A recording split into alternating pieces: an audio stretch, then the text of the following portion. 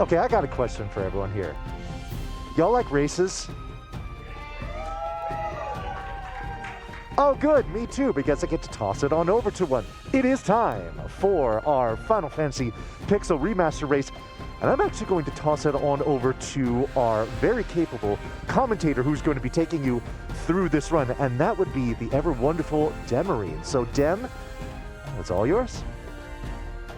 I'm going to, of course, introduce the runners because they're way more important than I am. Of course, first and foremost, hailing from Germany in remotely this fine, well, for her evening, the record holder in Final Fantasy II GBA has killed Chaos many, many times, along with pretty much any other Final Fantasy final boss that you can name.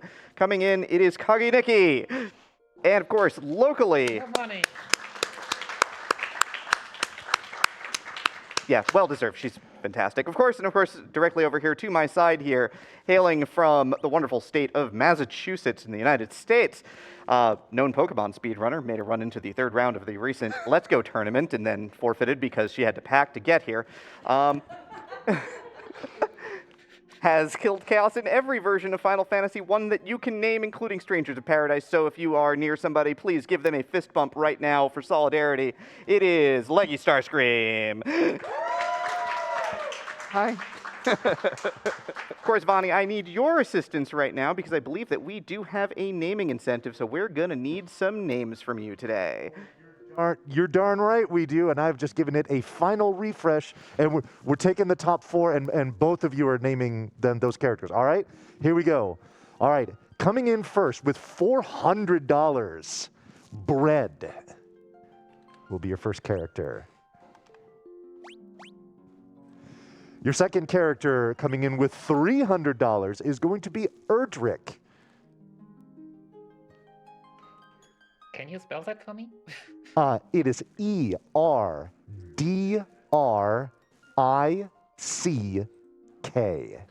Oh, good, I got it right.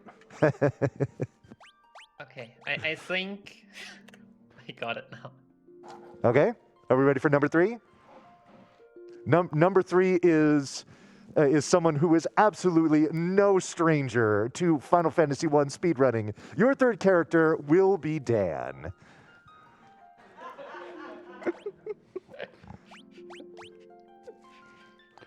Shoutouts to Dan. Yes.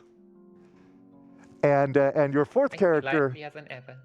And your fourth character is one who is no stranger to cold cuts and groceries, and that is going to be Wawa. Yo. W-A-W-A. So let me tell you here, I do want to mention this. The bid war for the names here for these characters raised a grand total of $1,305.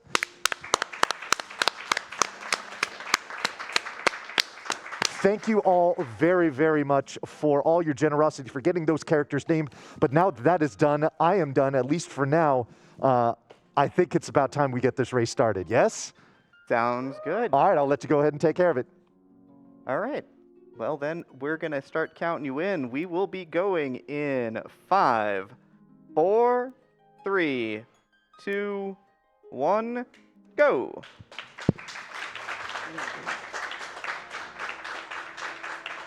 Also, we start with a 1-minute cutscene, so, you know, if the two of you have anything to say right now, now would be the time.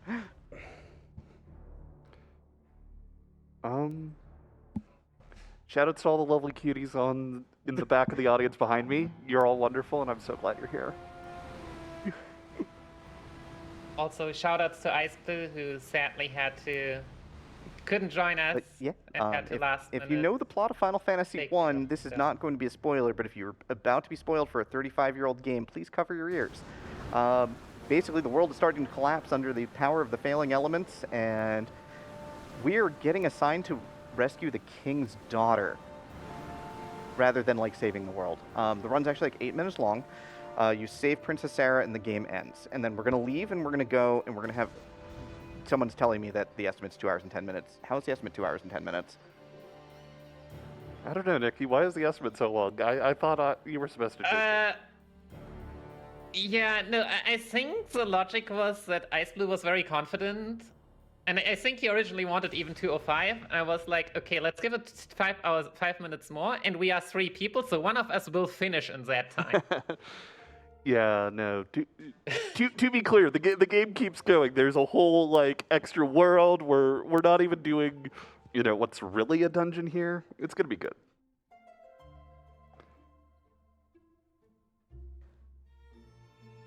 But yeah, we are gonna zoom, of course. Mm-hmm. After this, like, God, it's not even 1 minute. It's nearly 2. Is it really nearly 2? Yeah, it's like 250, Yeah. 150 or 155. I don't know. Well, I haven't timed it in a while. It's long. 155. Yeah, right you on the wouldn't nose. realize it because in every other version you can skip it.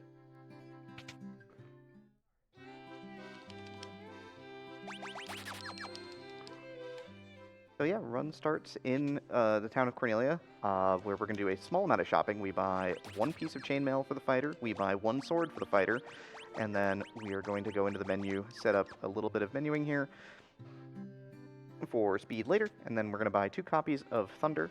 The setting that we're setting is called Continue Auto Battle, and what that does is that in the Pixel Remaster versions of the Final Fantasy games, you do have auto battle. You can press the Y button on your controller, and what that will do is that causes you to continuously repeat the actions that you've already queued up. Repeat auto battle means that that setting stays between fights, and one of the interesting things that was found about the Pixel Remasters is that your fights load a little bit faster if you have auto battle running into the start of the battle.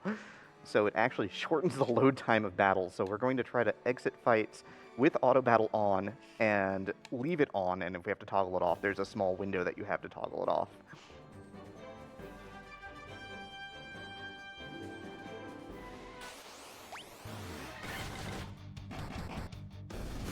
Alright, how many black mages are gonna die in the first boss fight? I have no idea, but I'm quick saving. I do not trust this fight.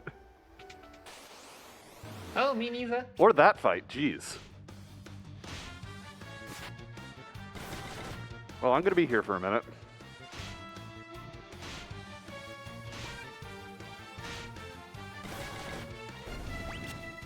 This is like legitimately the worst encounter you can get in Chaos Shrine, no less, is the Grey Wolf and 6 Wolves pack.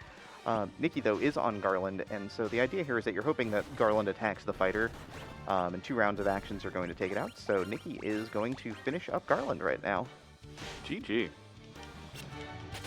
Oh, I got the normal fight. The normal good fight.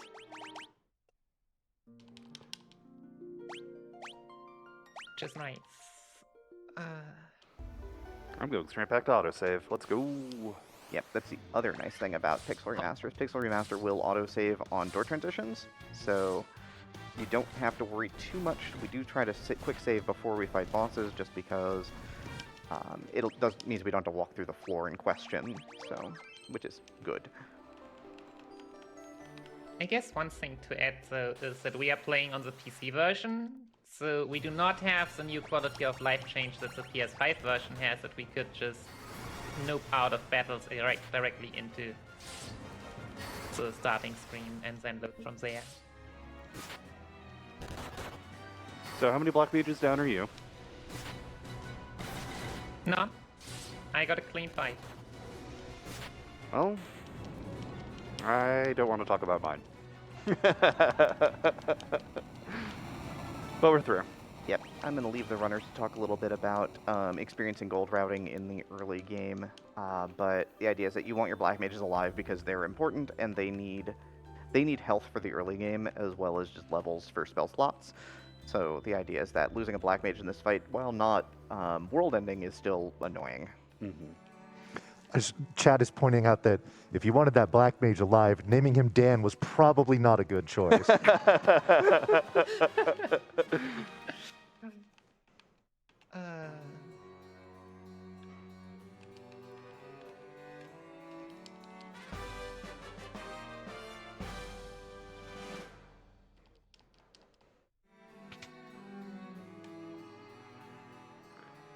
And of course, for those of you keeping score at home, do not worry, this is going to still be a very competitive race.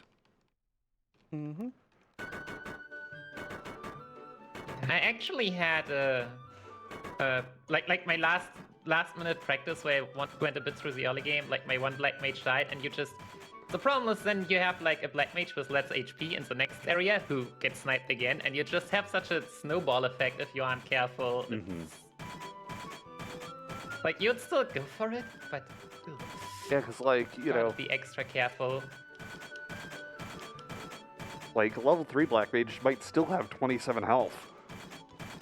Which is barely better.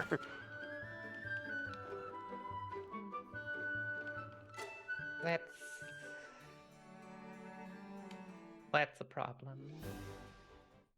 Wait, are we talking about stat growth now? Are we? I mean, what's up with the stat growth? Yeah, what is up with the stat growths? What is up with the stat growth? So, in particular, in Final Fantasy 1, what ends up happening is that there are fixed levels that you get certain stat growths, and depending upon what character class you are. For Black Mage, we get hit points, I think it's like once every 4 or 5 levels. They're not a lot, and so basically what happens is that you have a chance of rolling high on a stat, which is data goes up by 1, or you have a chance to not roll high on a stat, so it goes up by 0. And for hit points, what it is that there's a 20 hit point differential between the two. So Black Mages will roll like between normally 1 and 4 or 5 hit points per level, but their big growths are between 21 and 25. The more big growths they get, the happier we are, because there's a couple of hit point thresholds that we'd like to hit. They're not strictly necessary, but for safety purposes, they're kind of important, especially because there's a boss that casts a spell that does about 160 damage coming up in about 50 minutes into the run. So you don't want to, if you get hit by that, if your Black Mages die, then the fight just ends on the spot. But if your Black Mages can survive it, you still have a chance. So we'll talk a little bit more about that when we get into the Earth Cave later. But the idea is that 27 hit points, like Nicky's Black Mages have right now, is the absolute minimum you can have. It's 25 plus 1 for level 2 plus 1 for level 3, which is pretty terrible.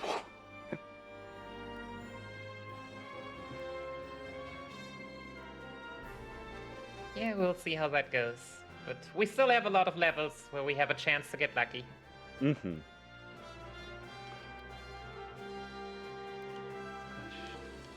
Also, only wolves.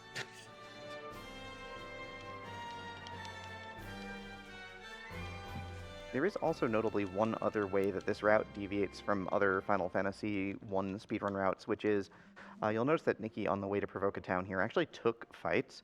Took every fight, in fact. The idea being that, so the grind tiles, which were so ubiquitous in the other versions where you could walk on and off of a tile and take an encounter repeatedly, those don't exist anymore.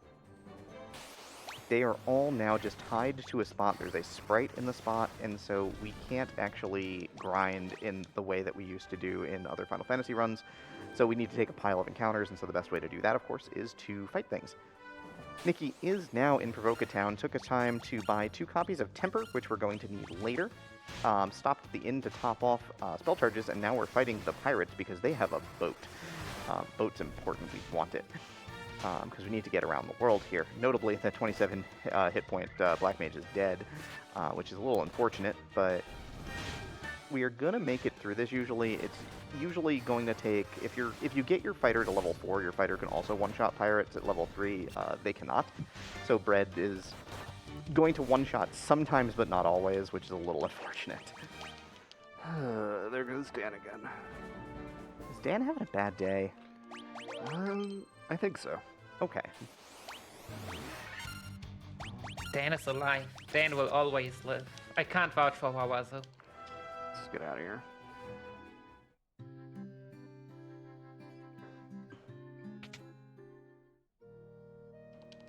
How are you doing on gold, Leggy? Not great. I'll pick up Temper after I do Pirates. Yep. This is just because the pirates do give a decent chunk of gold, and we do want to make sure we can stay in the inn beforehand, because we do need the spell charges and hit points from the walk from Provoke reloaded before we go into the fight. Also, for whatever reason, the continual auto battle goes away the first time you reload the game. It's weird.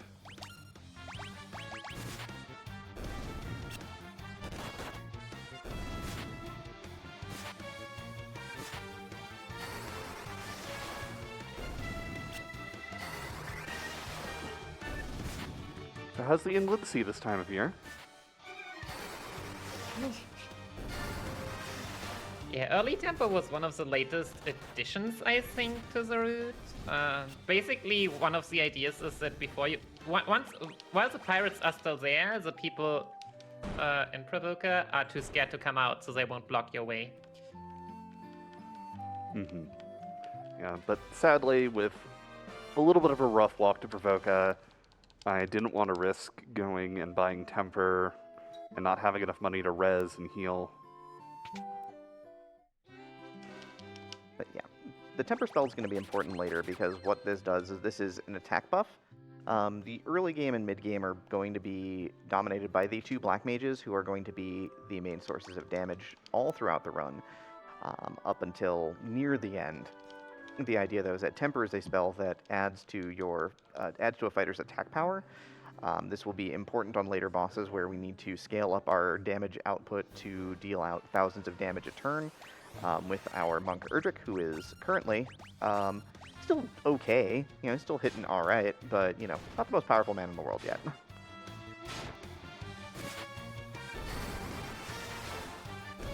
Both of our runners are going to be taking a few encounters on the ocean here. There's one encounter in particular that we're looking for. We're looking for Buccaneers if we can find them. Of course, the random tables are random, and so we don't always get what we want. But the big thing is that Buccaneers are worth 120 gil apiece because there's a bounty on their head. They are, after all, pirates.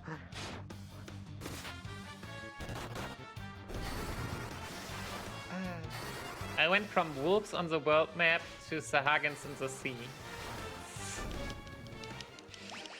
I meant to find a shark. When we're talking about enemies that don't give money or XP, heck yeah. Let's get through this.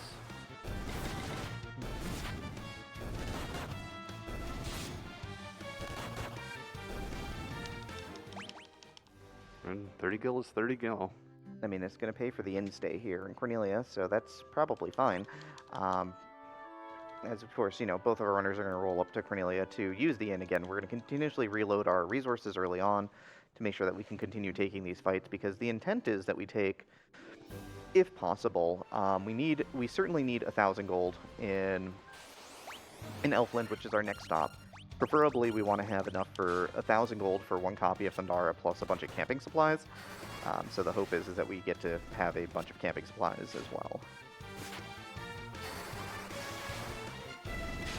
And if you get lucky, you don't have to sit here and grind, but sadly, sometimes the game is just like, how do you feel about Sahagin? You mean there are encounters that are not Sahagins in the sea? So I've heard. Legends and tales. I don't believe it. I'm fighting a shark. Whoa. Alright, let's go back and... I've had 3 Sahagin Big Eye encounters in a row now. I hate that for you. Yeah, there's always a bit of tension here in the early grind because you want to have that 1,000 gold for Thundara, but when you go down to Elfland, the in-stay goes up to 100 gil a pop, but you want to go down there because if you pick up Thundara, the grind becomes a lot faster and easier, and this game has a lot of really interesting little bits of tension like that. It's one of the things I love about it.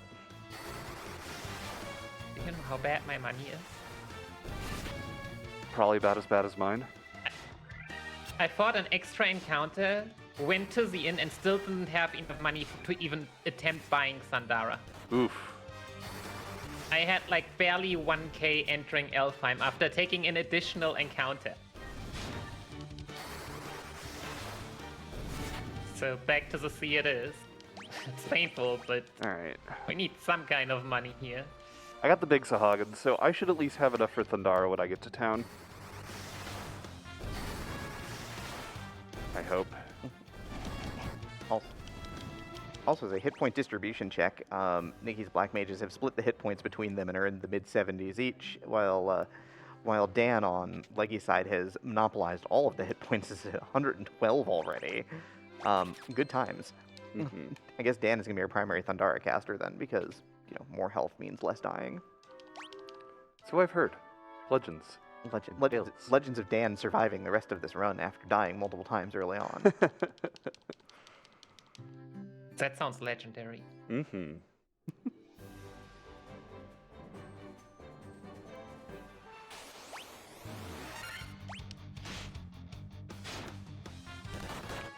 Wawa, on the other hand, is still sitting over at 52, which, because of the guaranteed big HP up at level 4, that's a little spicy.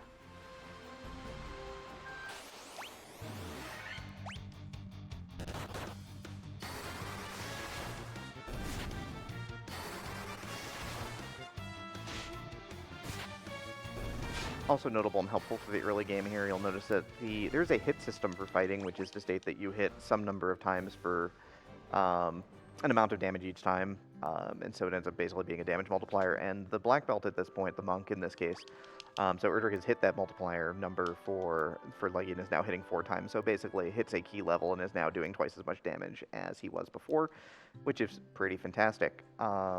Nicky, on the other hand, has bought some camping supplies.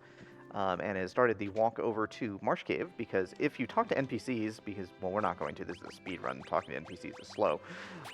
If you do actually take the time to talk to the NPCs, what they tell you is that the crown of the Elf King has been lost in the Cave of the Marshes, and so we need to go down there and go retrieve it and bring it back to the goodly second Elf King over in a different castle, because there's 2 Elf Kings for some reason, I don't know. More wolves. Only more wolves. I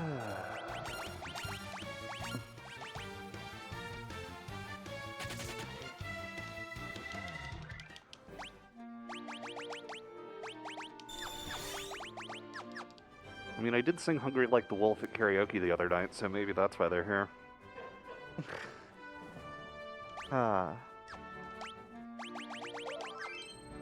Yep. The other thing that we do have to deal with is that some enemies here... Oh, land lobsters. Heck yeah, land lobsters. Let's go. It says scorpions, but don't listen to the propaganda. They're land lobsters. One of the things we do have to deal with is that a lot of the enemies in this area do have poison, and it's really a nuisance. And we can only afford a couple of antidotes, usually between 2 and 5. So the idea is that we're going to need to try to use our antidotes sparingly if possible. I still can't believe that I put in a whole another grinding section was going to the inn, and the result was that I'm still low on money. At least high on experience for where I am, but... Same hat, same hat. Leggy continues to get ambushed by things, which is just, and now Nicky does too. That's also random at the start of battles. The idea being that you will sometimes get ambushed and sometimes get preemptive strikes. The major thing is that preemptive strikes give you a free turn of actions. It does not guarantee running away in this version like it does in every other version of Final Fantasy 1. You can attempt to run on a preempt and fail. This is a thing that has definitely happened before, and it's really annoying.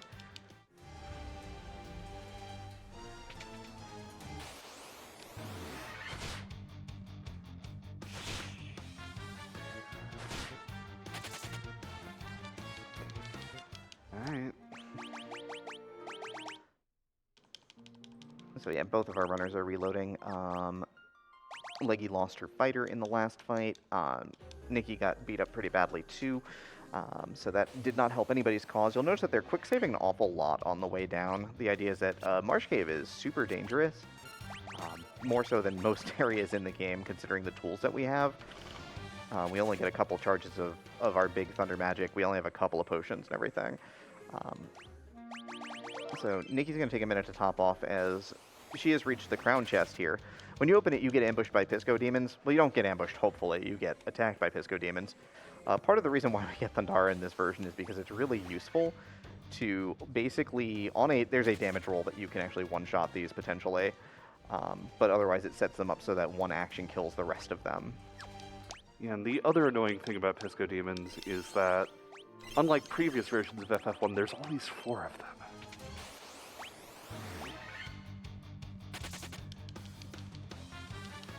Yeah.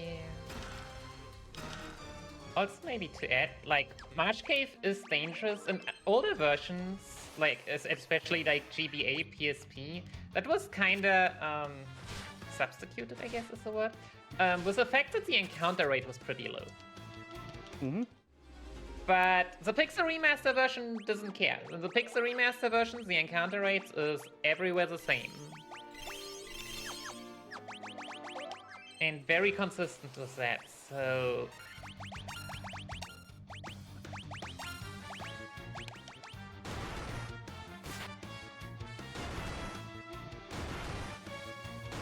Also, you'll notice Pisco Demons hit incredibly hard. So if you don't get to act first, it can be really problematic.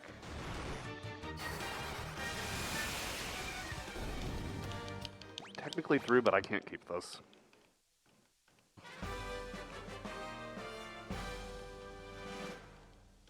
Yeah, lack of resources, especially Phoenix Downs,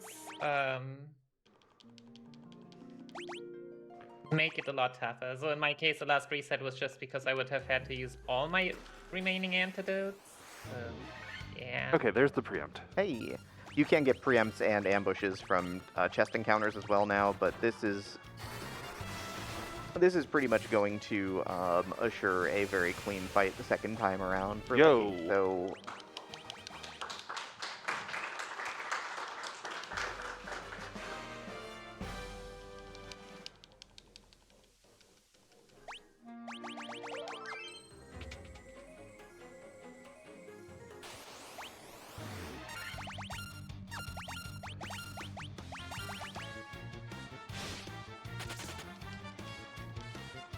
So yeah, both our runners very disinterested in taking encounters here. Nicky is currently about a floor ahead here in terms of escaping the Cave of Marshes right now.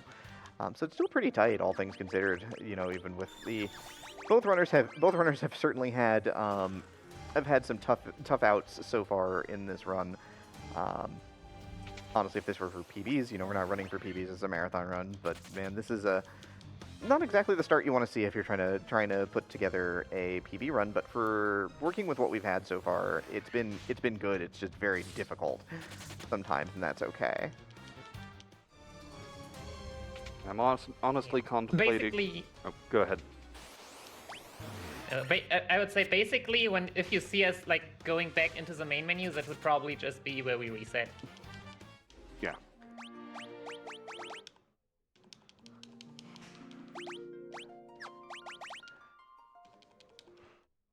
I'm honestly contemplating doing a really safe backup strat that's really slow, but like I need the resources. I need a heal before the next boss fight. It's definitely not the Want to kindly go old... to Alpine before Estos? Yeah, like, because I didn't have enough money to get a tent. Oh, me neither. So, And yeah. my fighter's at like 80 HP. Yeah, so you have... And you are out of potions? Oh yeah. So yeah, there's two options here. Like you can go and go back to Elfland to buy more camping supplies, which is very safe but also slow. You can opt to burn the cottage you have, because you do get a cottage in Marsh Cave, but the trade-off is that the cottage is worth a lot of money, which is a thing we need. I can make do with only being down one. Yep, so let's talk about spells for a minute here. So Astos is the first enemy that we fight that actually casts spells on us. And let's talk about magic for a minute in this game here. It's a little different than any of the other Final Fantasy versions, because what it used to be is that the spells run a list, right? And so the first spell that Astos has would be the first spell that Astos casts, which is normally Death. It does not cast it. It actually casts Slowra first, because now it just pulls spells from the list. And God, that was a really clean Astos fight. 2 big monk punches and we're out of there, which is awesome. But so Astos could cast Fyra as his first spell and wipe out your party, or Astos can like cast Slowra on your black mages and waste time and not do anything of use. So, you know, options certainly abound here. This is going to be our first point of the game where we start seeing the use of Temper to buff up the Warriors of Light here to make our hitters hit harder, increasing their attack power, which is really useful. And then the Black Belt, the monk, can really go to town, so Erdrick is going to probably wreck house here, given the opportunity. Or gonna get put to sleep. One or the other.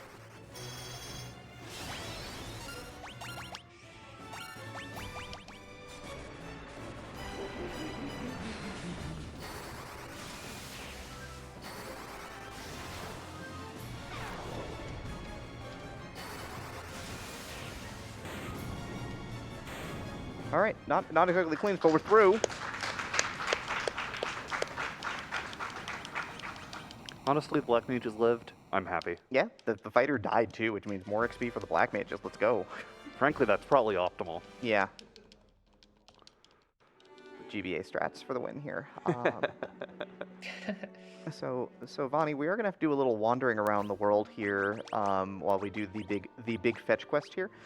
So if you'd like to take over for a second, that'd be greatly appreciated. Oh, would I? I've got a bunch of donations here to read.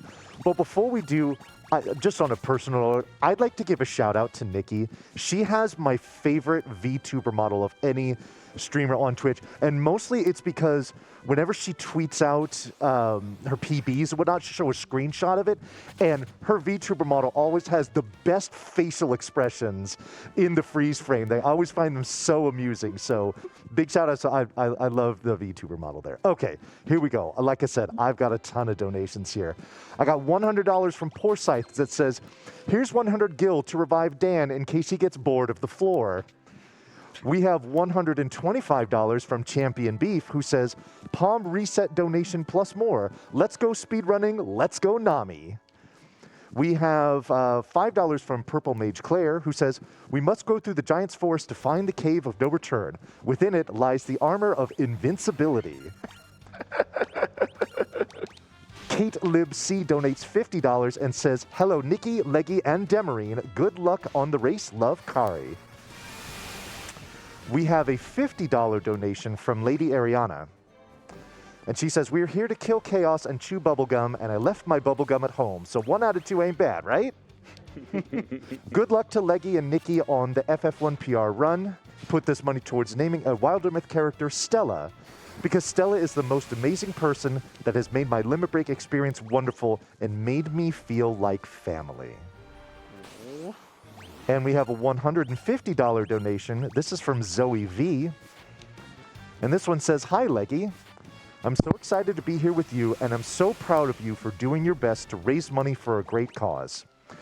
I'm so blessed to call you my knight, and I look forward to 1,000 more days with you after this one. Best of luck in your race, because we all know you're here to kill chaos. And finally, we have another $150 donation. And this one's from me. Oh, no. Hey, Dem. Hey. Hey, Leggy. Hi. Remember when you were cackling over my misfortune during my costume quest run? Uh-huh. Yeah, me too. But you know what? That's water under the bridge now. Instead, I want to send some love to my good friend Ice Blue, with whom I was looking forward to hanging out and having fun during this race. Rest well, and we'll just need to find another opportunity to bully each other soon. Much love, my guy.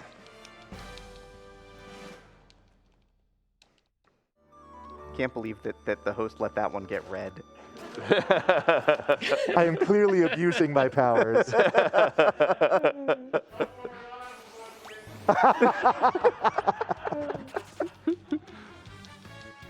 I feel like the host has become too powerful and cannot be stopped. And I'm totally fine with that. Well, listen, I don't... well, thank you, Nikki. I appreciate you. But listen, I don't want to stop, because if you look at that donation total, we are creeping very, very close to that $50,000 mark. Let's get there. Let's make it happen. Heck yeah. If we get to $50,000, it may give us slightly better RNG for killing chaos.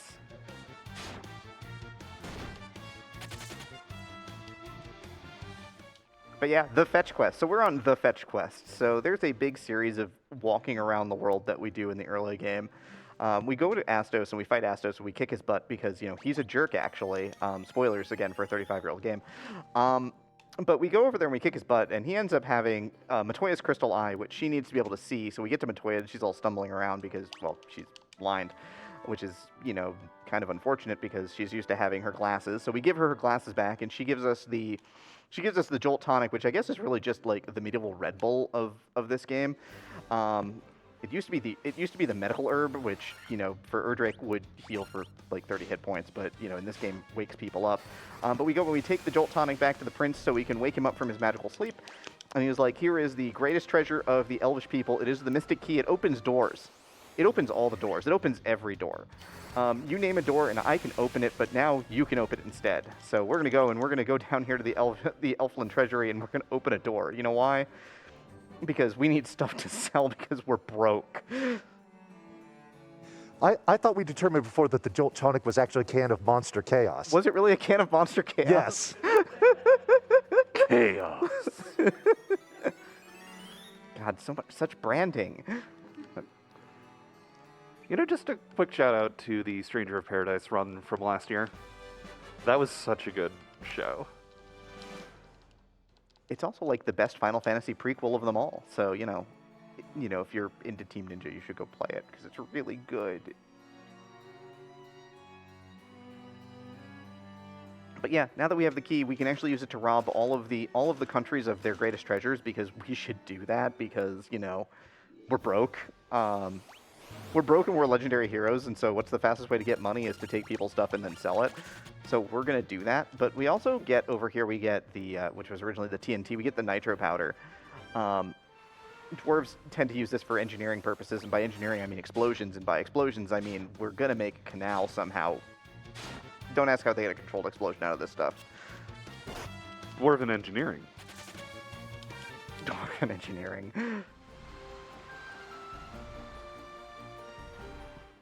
I also love how we only open the treasuries like of the people that actually live and not like the hidden treasuries in the wild because they are too far out of the way.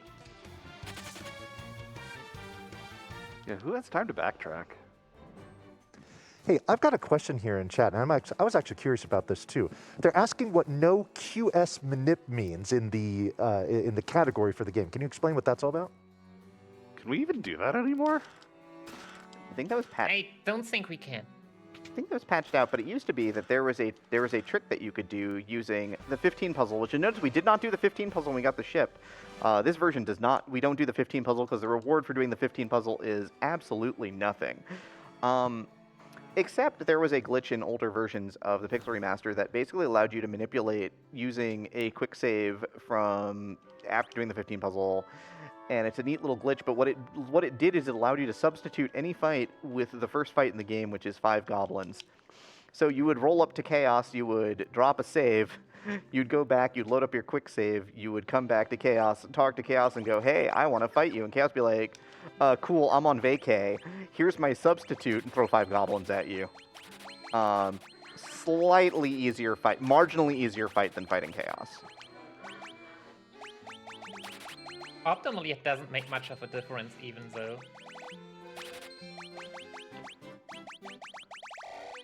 But yeah, so big shopping trip here. This is why we sold all this stuff. We load up on potions. Also, if one of the two of you would like to talk about ethers, which is a thing that didn't exist in the original Final Fantasy when we had spell charges. And now that we have spell charges, but we have ethers, how do they work? Yeah, Nikki, do you want to take that one? Yeah, so they tried to make the ethers as weak as imaginably possible by basically giving you just one spell charge of each level. Because, I mean, if you only have one tier of ethers, that's like the least you can do, because if you want to replenish spell charges, you gotta replenish all of them. But yeah, I mean, that still means if you were to play it casually and have a full-fledged Black Mage, you would get 8 spells for the price of 150 gil. That's a pretty good deal. Yeah, especially in, once you start getting deep into the game and, in like the GBA or the PSP version, spells start costing, the cost of an entire ether, whereas in this version, you just get that one charge back. Yeah, a lot of what will be done through the run is that later we're going to get Fyraga soon. So the idea is that when we cast spells, we want to make sure that we've cast at least one Thundara and one Fyraga out of our spell list, so that our ether restores 2 charges. So we're getting twice the value out of our ethers that we normally could. And then that actually gets to be even greater later on in the fight, in the run when we get Blizzaga, and then we're trying to recharge 3 spell charges at a time.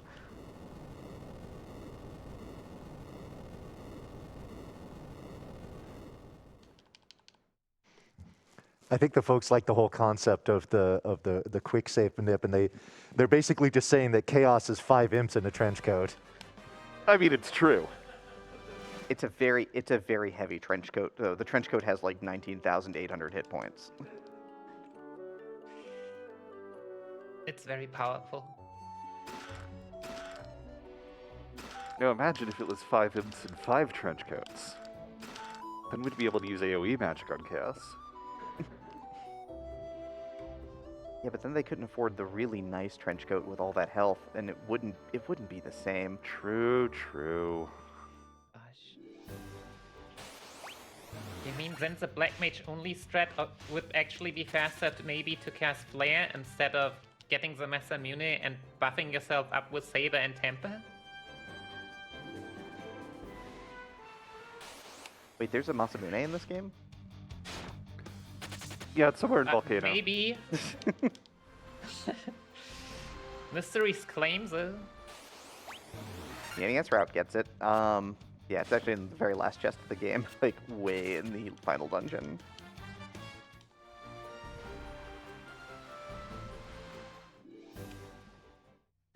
Like, you are not allowed to refer to the Masamune being in Volcano. This is not randomizer.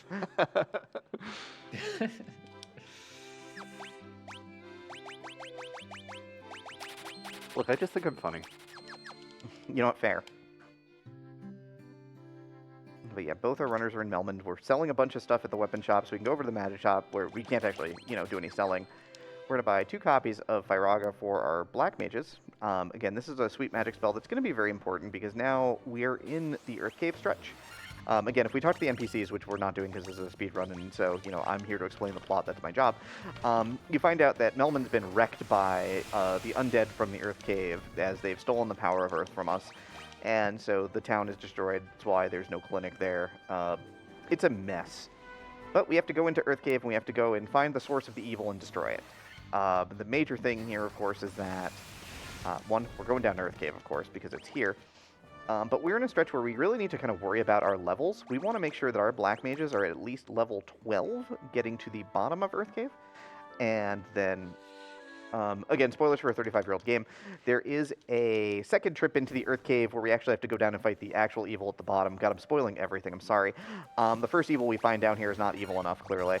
And so the idea is that we end up going back down in here a second time. Wawa, please don't die. Gargoyles don't hit very hard, but, we don't have armor. Armor's expensive and takes time.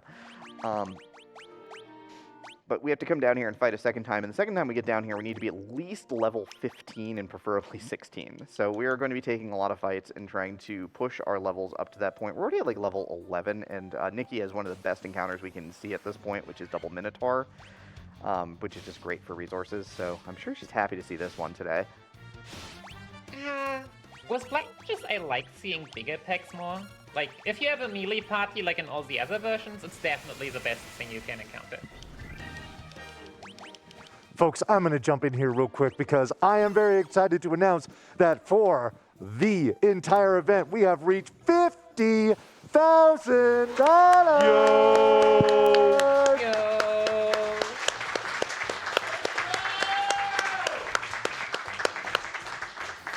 I'm just going to read one off real quick here. It's a $150 donation from Stump. It's the one that put us over.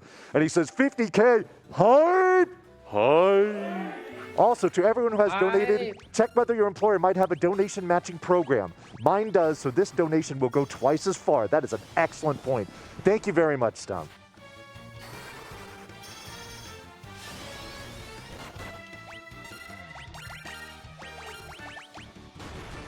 Are you kidding me? So notably, the Are You Kidding Me is just as a note, in Final Fantasy 1, there's no row system like in other Final Fantasy games. So instead, it uses a distributed method to determine who's getting attacked. And so the top slot of your party, which in this case is Brett, gets attacked 50% of the time.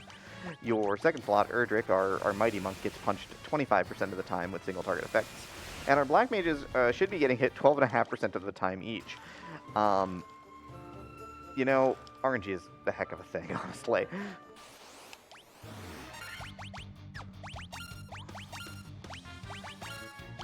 We love RNG. It makes every run unique. And exciting. Send help.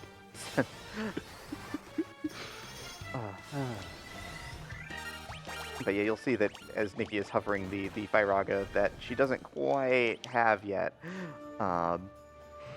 The idea is that, again, at level 12, we do get that spell charge, and then we're gonna, when we get down to the first boss of Earth Cave, we're gonna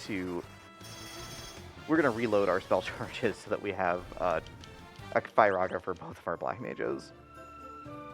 For some reason, I thought I already was 12, but yeah.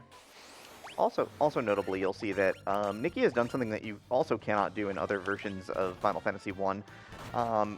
She encountered a pack of Pisco Demons, and normally in every other version of Final Fantasy they are unrunnable, and normally, like say if you're doing PSP speedruns and you do a donation incentive for it, it's usually, hey, every time I try to run from an unrunnable, I'm going to donate.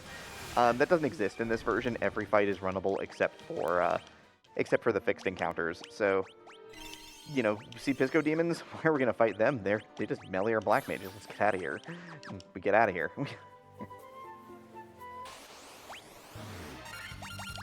Shout out to Pisco Demons. No, you do not have to shout out the Pisco Demons. Can I shout out some donations? Yeah, please, go ahead. Awesome. Okay, cool. We have $40 from Programmer Socks, who says, "This is a joint donation with my mother, who's going to school right now to be a marriage and family therapist. Mental health is so important, and Nami does great work. So glad to see such amazing games played for an amazing cause." We have $25, this is from Nova Zero, that says, "As a mental health professional, Nami is an invaluable resource for aiding clients. And events like this that spotlight their incredible and necessary work is deserving of every good thing ever. Throw this at naming the Dragon Quest hero Altoona and blame the FF9 runners for it." We've got $50 from Silverfire, who says, "Love to my family watching this back at home, and my fellow RPG Valkyries, Stella, Nikki, and Dem. Here's to Dan doing Dan things, which hopefully means casting spells and not lying on the ground."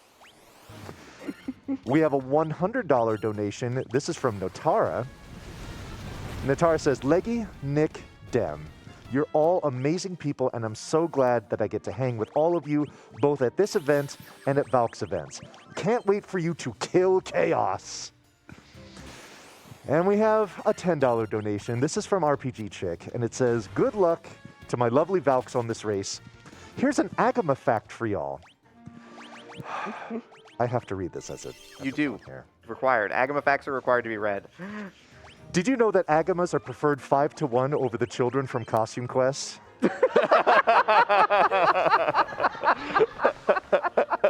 Sorry, Bonnie, had to get one more dig in. And get it in, you did. By the way, if you haven't gone back and watched the Costume Quest run, watch it after this one, but definitely go back and watch it. It was a lot of fun. It certainly was. So, notably, at this juncture in the run, you'll notice that for Leggy, bread's been turned to stone. We found cockatrices along the way.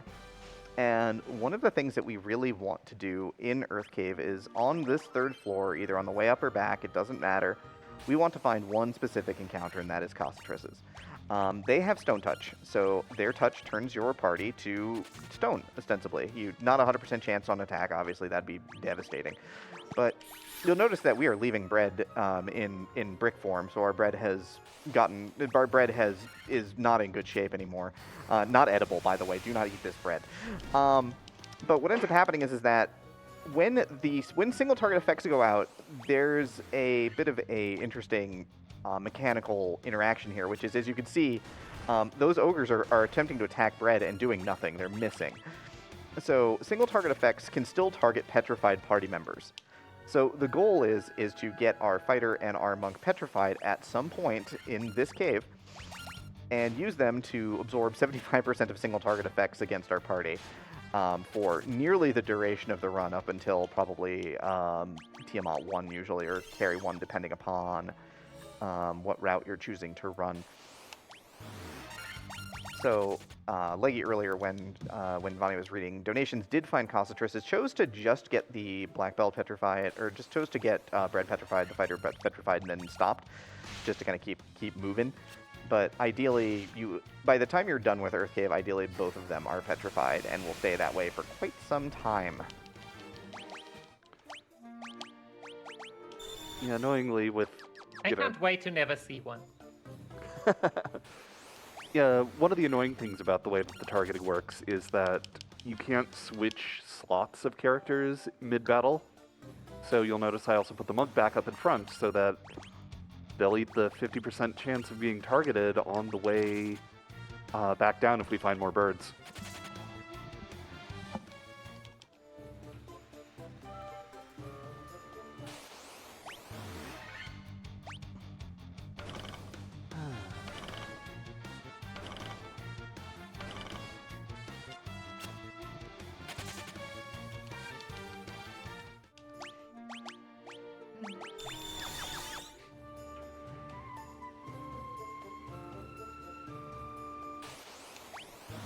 But yeah, so what ends up happening is that at the bottom of Earth Cave there, at the bottom of floor 3, we get a Star Ruby, which we're going to use to go ahead and we're going to take that over here to the Titan's Tunnel, which is due west of the Earth Cave here. And the idea being that we are going to give the Titan this ruby, and he's going to get out of our way and let us go see the old sage Sarda, who's basically hiding in a cave in the mountains. Because, you know, that's what old sages do, right? They make it hard to go find them. You have to give them something to get their eternal wisdom or something like that. I don't know. I'm not eternally wise, so don't look to me for that. But the idea being that what we end up getting from Sarda is a rod that allows us to move a stone plate in the back of Earth Cave and find the actual evil at the back of Earth Cave.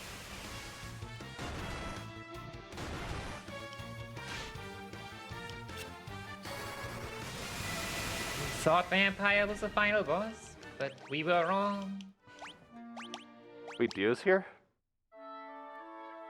No, why would he be here? He's not a part of this marathon. I mean, are there JoJo RPGs? That would be incredible. I have no idea. Chat, let us know with the donation if there's JoJo's Bizarre Adventure RPGs that we could have at this event.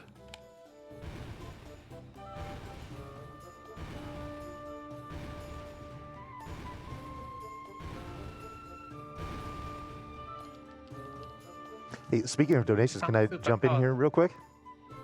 Yeah. Yes? Good. All right. Sure.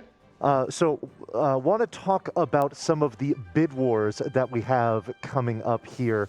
We already obviously named the characters here, but for the next game, which is Wildermyth, being run by Ferric Fox, there is a naming incentive for that one there. You can name 3 starting characters. Right now, we have, with $150, we have Blackjack. Oh, it's my kitty. We have $34 for Null and $25 for Ayaya. $15 for Stella. So I know that there was some money put towards that. We wanted to get Stella named for one of these characters. So you can put more into that if you would like, or to anything else that you would like to nominate here. If you want to use one of the existing choices, want to nominate one of your own. We've got 3 characters to name there. So we've got plenty of opportunities. Also, coming up in the Final Fantasy VII Remake Intergrade run, there is an incentive to do a blindfolded fight of Reno and Rude.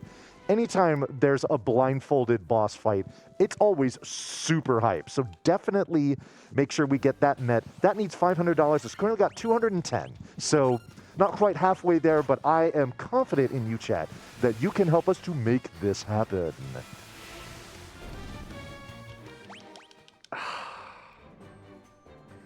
The sigh there is that Lesser Tigers have a specific drop that you can potentially get. They can drop X potions, and we need X potions specifically for one fight in the game. It's for Chaos. And so the idea being that you can try to get an extra one there. There's a pair of elixirs and 1 X potion in the game that we're going to go obtain once we get the airship. And then one of the elixirs is actually in the final dungeon. And we kind of want them, but, you know, an extra one never hurts. Never hurts the cause, to be sure.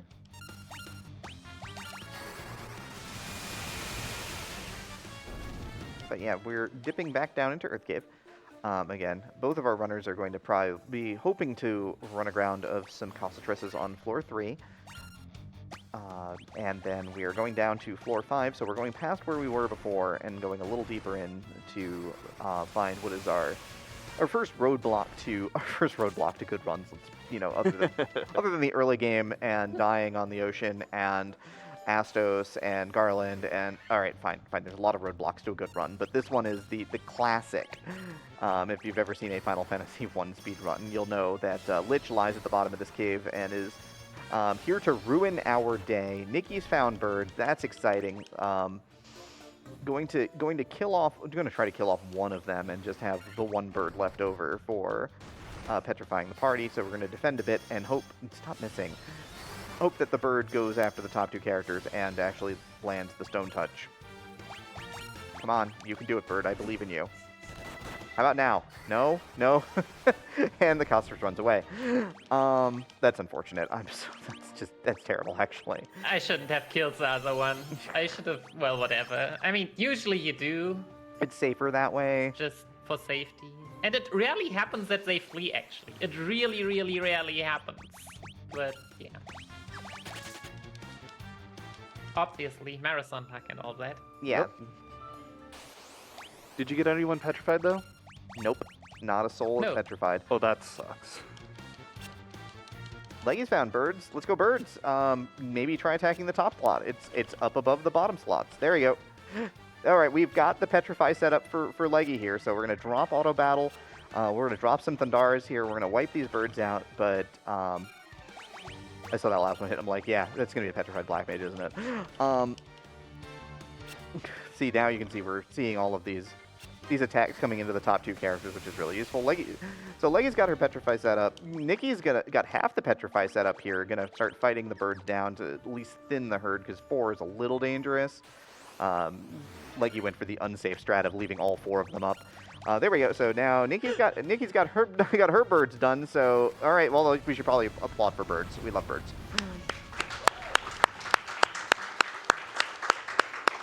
Shout outs to birds. The hardest part of the run is still to come. Oh, just if you don't have these 2 petrified at the end of this dungeon, It's bad times. It's really bad times. Hey, question. Yeah. Is 194 HP on a black mage good? What? Asking for a friend. Again, for Leggy, it looks like Dan is taking all of the hit points and is at 190, while Wawa's at 109, which is abysmal, atrocious, awful even. While Nicky's have a very fair distribution, are at 160 and 170, and still need 2 levels to get to 16. Did you see what happened just the moment you praised Dan? Did he die? He got sniped. He got shot by 2 Pisco demons and just died Woof. from full HP. They're good at that. The Pisco demons will hit the black mage just for upwards of 110 hit points even now. So yeah, good times. Oh my god! Hashtag getting trolled. Trolls are the biggest trolls. I can't keep this. I'm out of Phoenix Down. I still cannot get over the fact that we had jerk birds inflicting negative status effects on us, and we are applauding this genuinely. Like, we are officially in the upside down right now.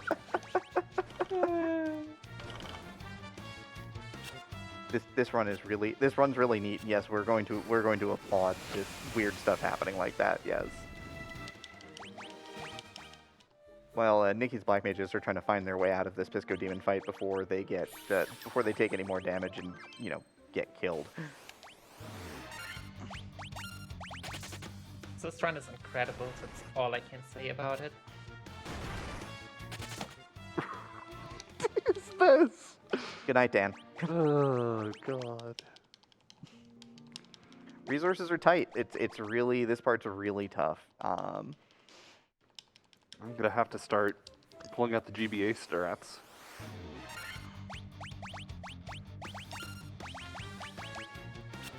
Which involves saving every 10 steps, for the record. I think you got 20 in the Pixel Remaster version. I think they just appear like very consistently around 25 steps, but yeah. I'll have to pay more attention. But yeah, both our runners are trying to get to level 15 on the Black Mages on the way down here. Very, very important here. Nicky is on floor 5 at this point. Has the levels, so has the Fyraga charges. Pisco Demons, can you please maybe not? Nope. Y'all know that they can attack the top 2 slots. I just want to be really, really clear about that. Yeah, that's like the whole point of the strat. Whole Come point on, game, you're making me look bad. Yeah, I feel like it's, in this version especially, it's like a 50-50 shot. Like, some 50% chance that they actually listen to these odds, and a 50% chance that they, like, do whatever the heck they want. Mm-hmm. But yeah, here's Lich. Now, as we noted that earlier, that they do have the random spell list, which actually made Lich safer in this version. Normally, Lich's first spell is Blizzara, which does just devastating damage to the party. We're hoping that Lich just casts Haste, attacks the top 2 party members, casts Slow. We need to cast 6 Fyragas and usually 1 Thundara on top of it. Nicky will need the 1 Thundara because we didn't get exceedingly lucky along the way. But yep, meleeing the Black Mage as long as it doesn't get paralyzed is fine.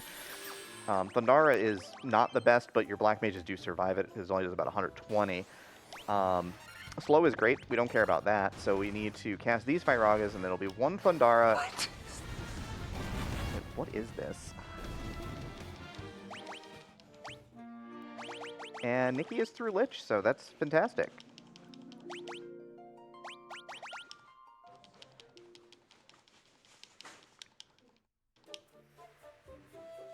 Having HP values that allow you to tank an AoE spell, especially after a physical attack, is not a given.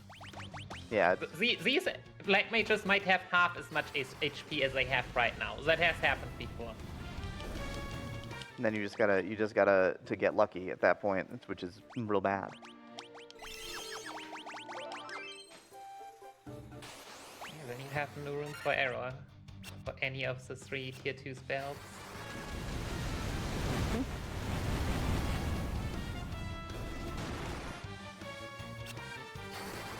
This should be a nice pile of experience.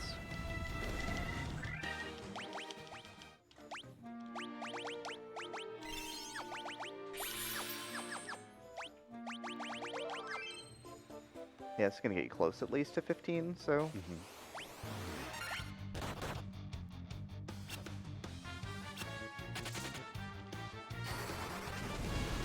And the last thing we need, of course, is enemies fleeing, because fleeing enemies don't give us experience points.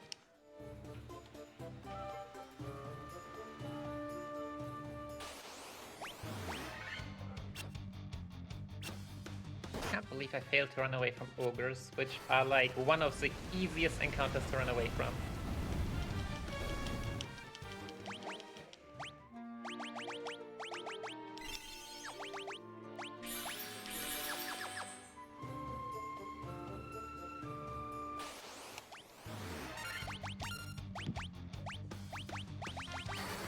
Well, this one's always fun. Shout out to Earth Elementals. Alright, 1 Black Mage. At least you have the appropriate spell. True. Yep. And, Okay, we'll get there. and we have exactly 6 ethers to reload exactly 6 spell charges, 3 for each Black Mage. 10 drop. Okay.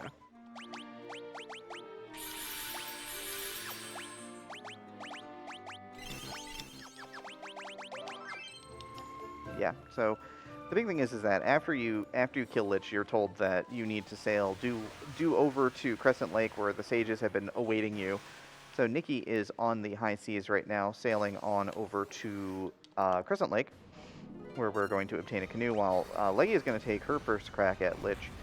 So there's Fyraga, there's the first 2 casts. We're going to need all 6 of these casts, followed by 1 Thundara.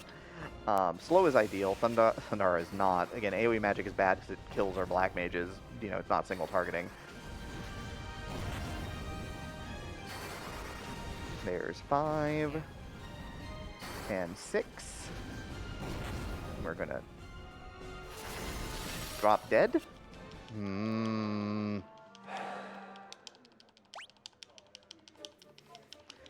Bad luck.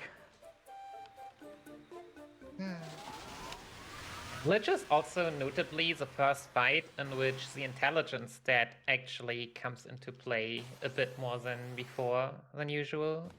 Yeah, if you're level 16, you have a chance of actually hitting an intelligence multiplier. Firaga does.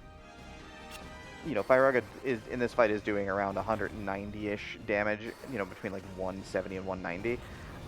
Intelligence can help with that. Is that every 10 intelligence you have adds a multiplier, and so instead your Firagas will be doing 240. And of course, your Firagas doing 240 is great because then you don't have to worry. Of course, paralyzed hold is very bad because that is you only have a 25% chance to break paralysis. So we're hoping we break paralysis here. Please break paralysis. Please let us out. Slow is fine. We're not fighting, but again, being paralyzed still annoying.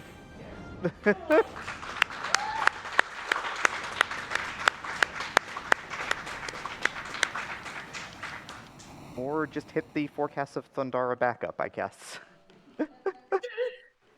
Very nice. Any Very Lich nice. fight is a good Lich fight that you win. Exactly. Yeah, the dead Lich is the best Lich. So we get a canoe But here. he's already dead. He's double dead now. Fair. But yeah, so Nicky has the canoe now and is going to take the boat over to the river system and is going to end up taking the canals up to Ice Cave, which is where we get our floater stone for our airship. Hey, Vonnie, we do have a little bit of world traversal in front of us right now, so if you'd like to hop in. I certainly would, and I want to start out with a very special donation. This one is from Ice Blue. It is a $25 donation, and they say, want to give a big shout out to Leggy, Nicky, Dem, and of course Vonnie. I'm so upset that I can't be there to race this with y'all, but I'm so happy to see y'all made it through Marsh Cave unscathed to an extent. Y'all are absolutely amazing, and I have nothing but love for y'all, and I'm sending you as much positive vibes as I can for, quote, the casino. Big shout outs to RPGLB for putting this show on and helping out a wonderful cause. And again, because I am obligated to read these comments as they come in, I have to say this. Final shout out. Hey, Vonnie, just because I'm not on the call doesn't mean I can't heckle you. When Star Tropics 2? Love you, everyone. Thank you, Ice Blue. Much love to you, my friend. Feel And, better soon. Yes, indeed. Please do. Do I have more time? Yeah. Go ahead, go ahead. Awesome. Good. We've got $20 from The Agent Zero, who says, remember, asking for help is as brave as giving it. You are enough, you are worthy, and you are loved. And hey, Leggy, exclamation point bully. We have Moonblaze Wolf bringing in $50 and saying, good luck to my friends and frenemies involved in this race. It's been so wonderful to meet so many of the RPG Valkyries at this year's Limit Break. Y'all are cute and awesome. And we have a $10 donation here. This is from Lady Ariana, who says, I received this email from Chaos that appears to be addressed to our runners. Dear Leggy and Nicky, my agent informs me that you are here to kill me. Please know that I will not stand freely for this. My attorney has advised me that I need to disclose my weakness to you anyway, so if you want higher odds of killing me, you need everyone in chat to donate $5 to strengthen your Warriors of Light. Remind me to find a new attorney. See you at the casino. Love, Chaos. Come on. So yeah, To everyone watching, don't be afraid that this would not be close. We still have Chaos going. Chaos can still decide absolutely everything. Heck, Ice Cave can give me a boost up if it goes badly for you. yeah. Dying in Ice Cave is sure a thing. Frost Wolves have like Baby Blizzard, which is an AoE that doesn't do a ton of damage, but when you've got 6 of them spewing it at you, you can drop dead pretty quick. Dark Wizards, they have Fire 3, they have Firaga, which is fairly lethal to Black Mages, unfortunately. Even with their low spell multiplier, you can still get into a lot of trouble. So that can be very concerning. You'll see that now we are loading up, of course. Nicky already did the shop, and now Leggy is loading up on potions and on ethers and some Phoenix Downs, making sure that we've got all the supplies that we need to continue camping out along the road. Now, of course, Nicky is... The tough thing about Ice Cave is that Nicky is in the first loop of Ice Cave, basically, so what ends up happening is that there's a drop-through room here that we go into. Oh, here's Ice Storm. This hurts a lot. 100 damage, but, you know, as long as you get your spells off, you're fine. But you do need to heal up after this. But we're going to go in through the first loop. We drop through the hole here, and we go through the bottom half of Ice Cave, and then we climb back up into this room to get our floater stone, which is sitting right there. And then we have to loop back around a second time through the second half of the dungeon here, starting with this encounter, and we have to get through the rest of this dungeon as well.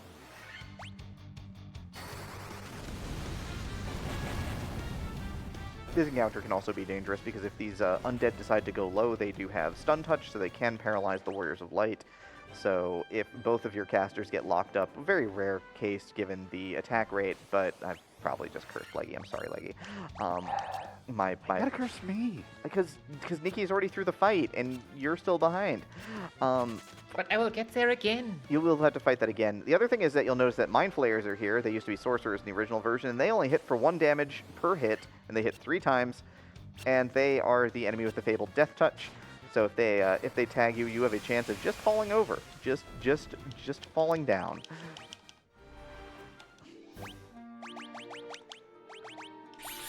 Ice Cave, it's an experience.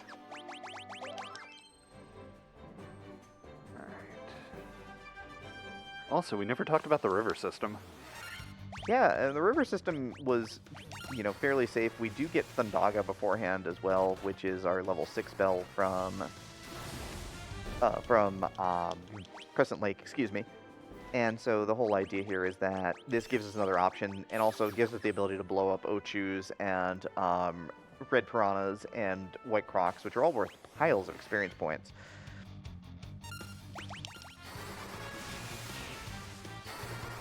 Most notably, probably the white crocs, because they also deal a lot of damage. And again, depending on if you got the intelligence boost by hitting the next 10 intelligence threshold, you either one-shot them or not, which is a huge deal. Yep. In other versions, interestingly enough, white crocs in particular don't normally... Oh god, 199 damage. Dan just dropping dead on the spot, but thankfully he was casting Thundaga, not Thundaga. But the real tough thing with them is that that in other versions they normally only show up in the top half of the world. They don't show up down here, but now in this version they do show up down here. So, Well, that was happening. thankfully you would quick save. Yep. Why you save, folks? I would know nothing about that.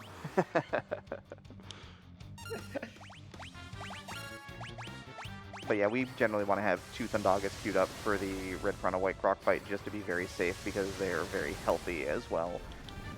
You'll notice that Dan also has the additional intelligence multiplier for Leggy, so that Dan is hitting harder with spells. So normally here's where we grind in a lot of the versions of Final Fantasy speedrunning. This is the Evil Eye. However, the Evil Eye is bound up to the floater stone now, and so you get to fight exactly one of them, as we discussed earlier. So you go up, you Thundara it drops dead, and it gives you the Leva Stone, the floater stone, which we're going to walk back out of here. So this is where the second loop comes in. You drop back through the hole, and you're back here. And this time, instead of jumping through the hole to get back down here, you just go up the stairs at the back and you leave. Because no one wants to be here any longer than they have to be. Yeah. We would need to go all the way around again to fight the Evil Eye once more, which is just not worth it. Or do you even? I've never tried that. I think it's bound to the item. I don't think you can fight it a second time. The reason that I think that now that I think about it. Yeah, the drop-through encounter is just an individual sprite, so the sprite can be reloaded, but since it's not bound to an item, it can come back.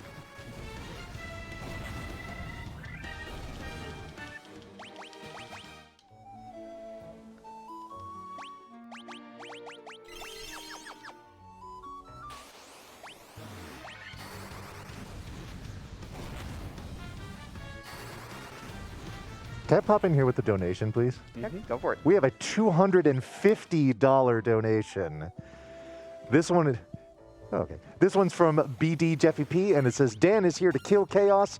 Good luck, runners. Yeah, Ice Cave is a little repetitive, so we are gonna, Nicky's about to finish the loop. There's the stairs in the back, so Nicky's out of Ice Cave alive. Bit of a hitch, but nothing too bad there, so, as Ice Caves go, that looks pretty clean.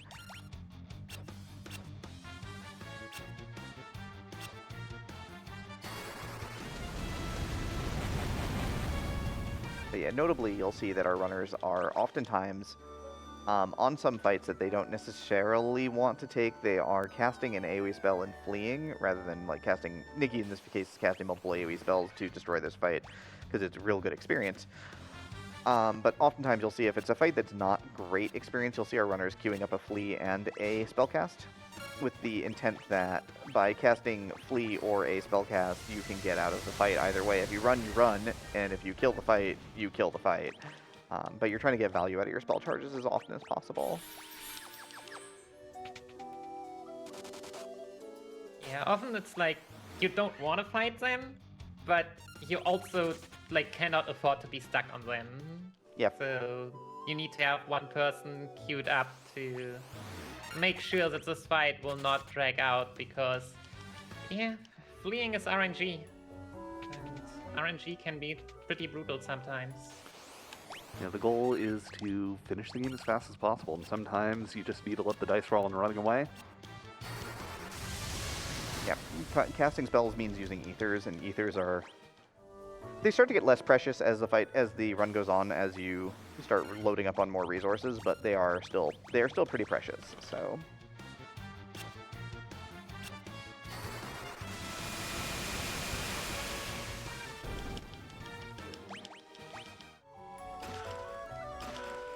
how's your monk HP looking, Nicky?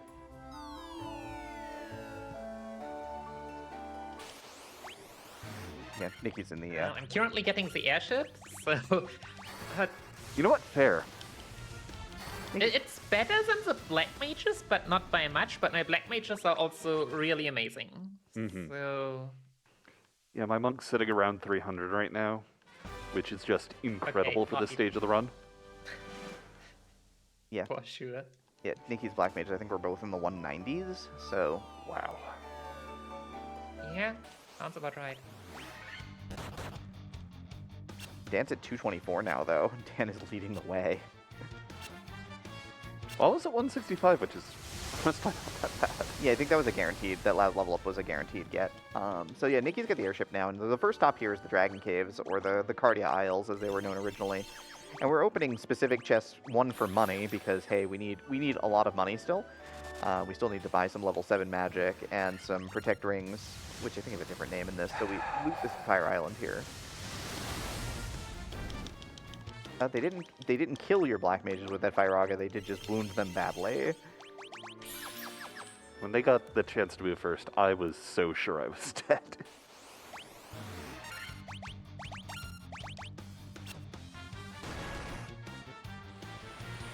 No, they actually serve protect rings. But they used the gauntlet icon.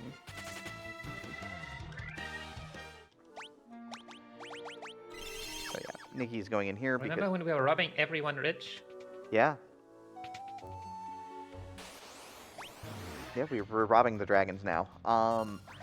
We only go in there because we need the elixir. The elixir is also another full heal, so we're gonna grab that.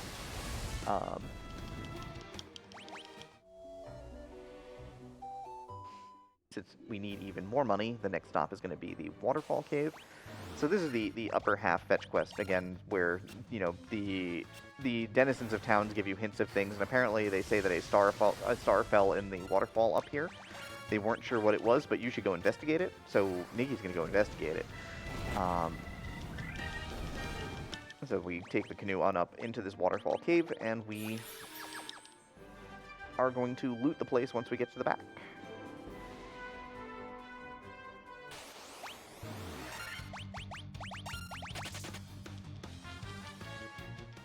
Leggy is in the process of navigating the lower river system out of Ice Cave at this point, using a couple quick saves just in case of Dan getting, say, run over by That save could not have been timed any better.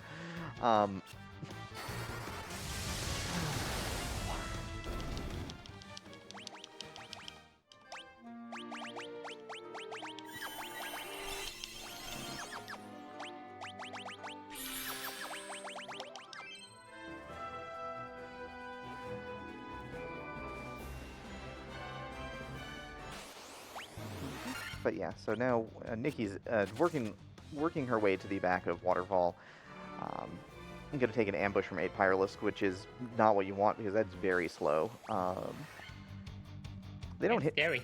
They don't hit very hard, but Gaze can kill your party members, which is bad. But again, it's mostly a slow encounter most of the time. But if they do start firing Gazes off at your Black Mages, then you could have some severe problems with having to reset. So that ended up turning out okay, but could have been a lot worse. Yeah. 18 turns, you never know what RNG decides to do with you in that amount of time. Mm-hmm. A lot of things can go wrong. Yep. The fixed encounter tile is a King Mummy, 2 regular mummies, 3 Pyralisks, and 3 Cockatrices. Again, Cockatrices could stone your Black Mages. Pyralisks can kill them. Mummies can sleep them with Sleep Touch, so all the annoying fun stuff there. Also, more importantly, we do get back here, we get a bunch of things we're going to sell, and we get a ribbon, which we're definitely not going to sell. Ribbons have exactly 1 armor. They are one of the weakest helmets in the game physically. However, they do give you resistance to all magics. So instant kill effects all of a sudden stop being so instant and killy. Spells do half damage. And they generally will keep the party alive. There are 3 of them in the run. We are going to get all 3 of them. 1 is here, 1's in Sea Shrine, and 1 is in 1's in Sky Tower. Again, we need all 3 of them. 1 will be for Erdrick. 2 will be for our 2 Black Mages. Bread is going to remain a stone at this point, unfortunately. So if anybody's rooting for Bread to be helpful in this party, Bread is helping the most by blocking 50% of attacks. Bread is innately immune to status effects. We do love bread. Bread is very good. Very good, very powerful.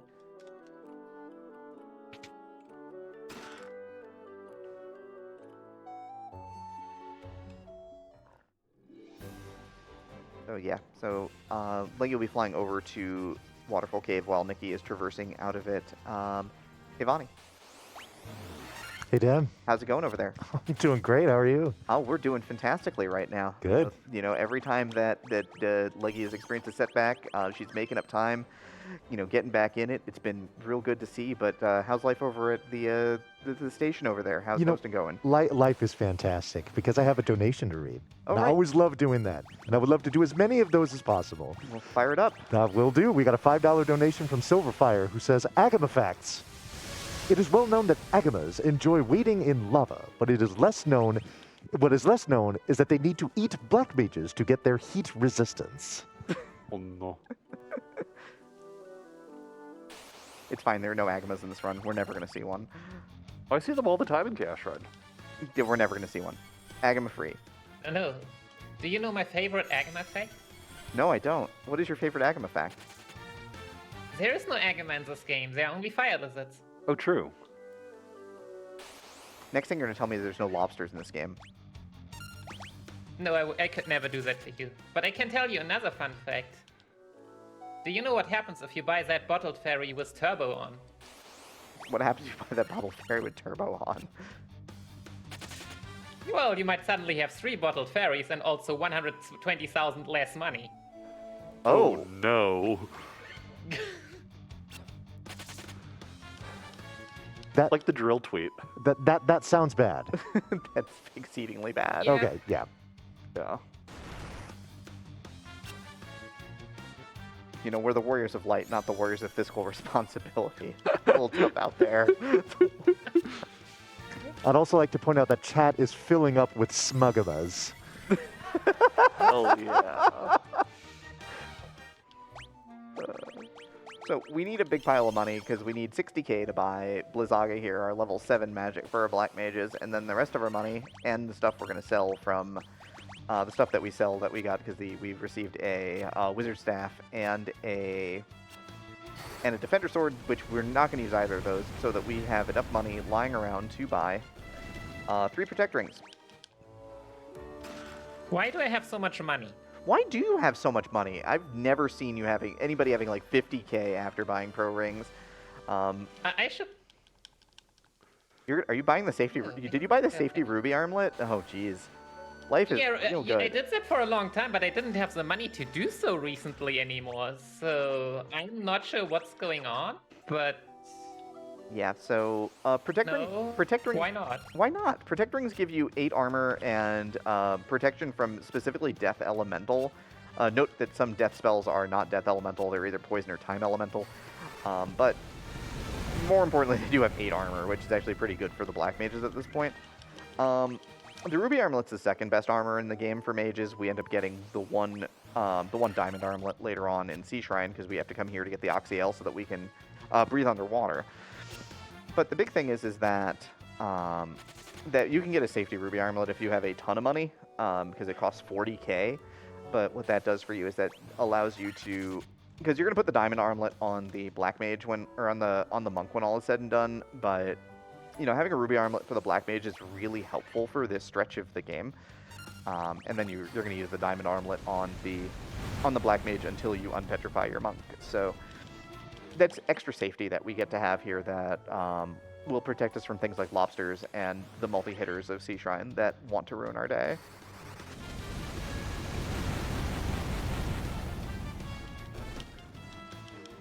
Can I hop in here with a very cute donation? Yeah, go ahead. Always. This is from my friend Margaret Ann. Margaret donates $25 and says, "Go Leggy, go Nicky, go Dem. I believe in all of you, friendos. Agam effect. I, Margie, am not, in fact, an Agama. I am Margaret Ann, similar, but definitely different."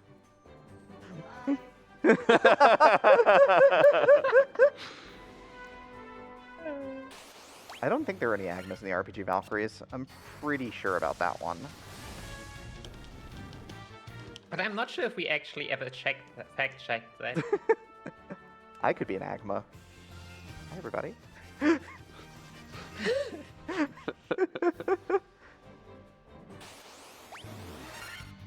Oh, I noticed you can't park on the Desert Oasis anymore. Nope. Ah. Nope, that is an NES only thing. Every other version you end up parking, you end up having to park either like Nicky did, walked across, or you pick up your airship and then fly over and land at the one patch just to the west. So Sea Shrine, we bought Blizzaga for a very specific reason. There's a big mix of enemies in the Sea Shrine, and that big mix includes ghosts, which are undead and weak to fire. It includes your regular sea monsters like white sharks and lobsters. They're not sea scorpions. They are lobsters. So annoyed. Right, like packs like this, which are weak to Thundaga because they're water monsters, and then water elementals, which are weak to, well, being frozen. They're weak to ice. You'd think they'd be weak to electricity, but it just passes right through them. So the idea is that what you end up doing here a lot is that you're going to hope that you get a mix of encounters that let you switch up your spells a little bit, but not too much. Like ordering kind of matters because you want to use your ethers efficiently, but changing what spell you're casting costs you time because it's inefficient for what's it called, for actual menuing time. So we don't want to menu as much. So there's kind of a balance there.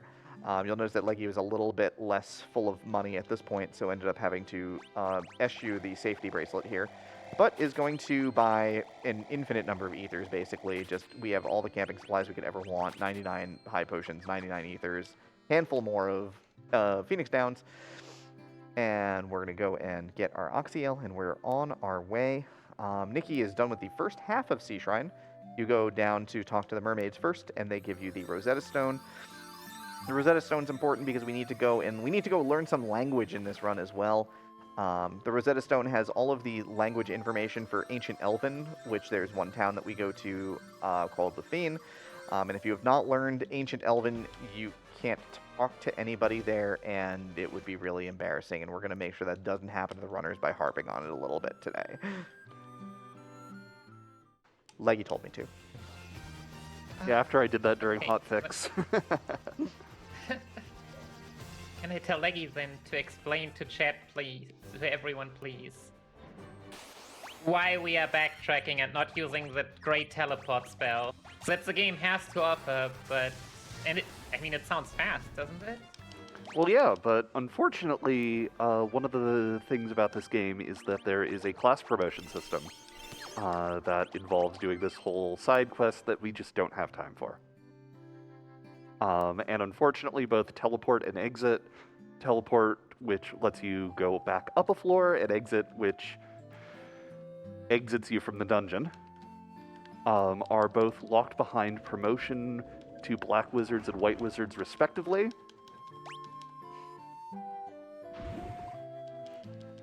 Yeah, every version, I think, NES, I think, still promotes, but I think every other version has finally gotten rid of that piece of DLC. They don't even promote in PSP anymore for the world record route, which is really interesting to me. Yeah, they figured out... So the main part... Go ahead. The main part about that was actually that the PSP version also had a very strong item in Castle Ordeals. It was less about the job promotion, actually. Yeah, it just happened to get promotion as a side effect of the trip. It's like, we're here, might as well learn Warp.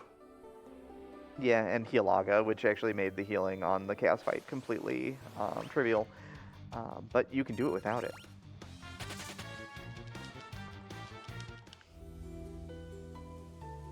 You know, when you mentioned that the Rosetta Stone is needed here, we have folks in chat wondering if Ancient Elven is also offered on Duolingo. Didn't they throw a few Lord of the Rings languages on there for a little bit? It might be. Wait, are you serious? Yeah, they Oh my goodness. They had Sindarin on there for a little bit. Oh, wow. Yeah, so there you go.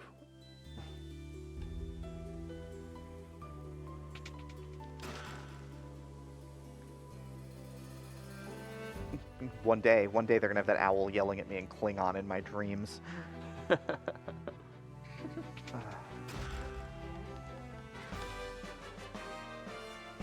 But yeah, Sea Shrine's a little long. Vonnie, do you have anything else going on over there right now?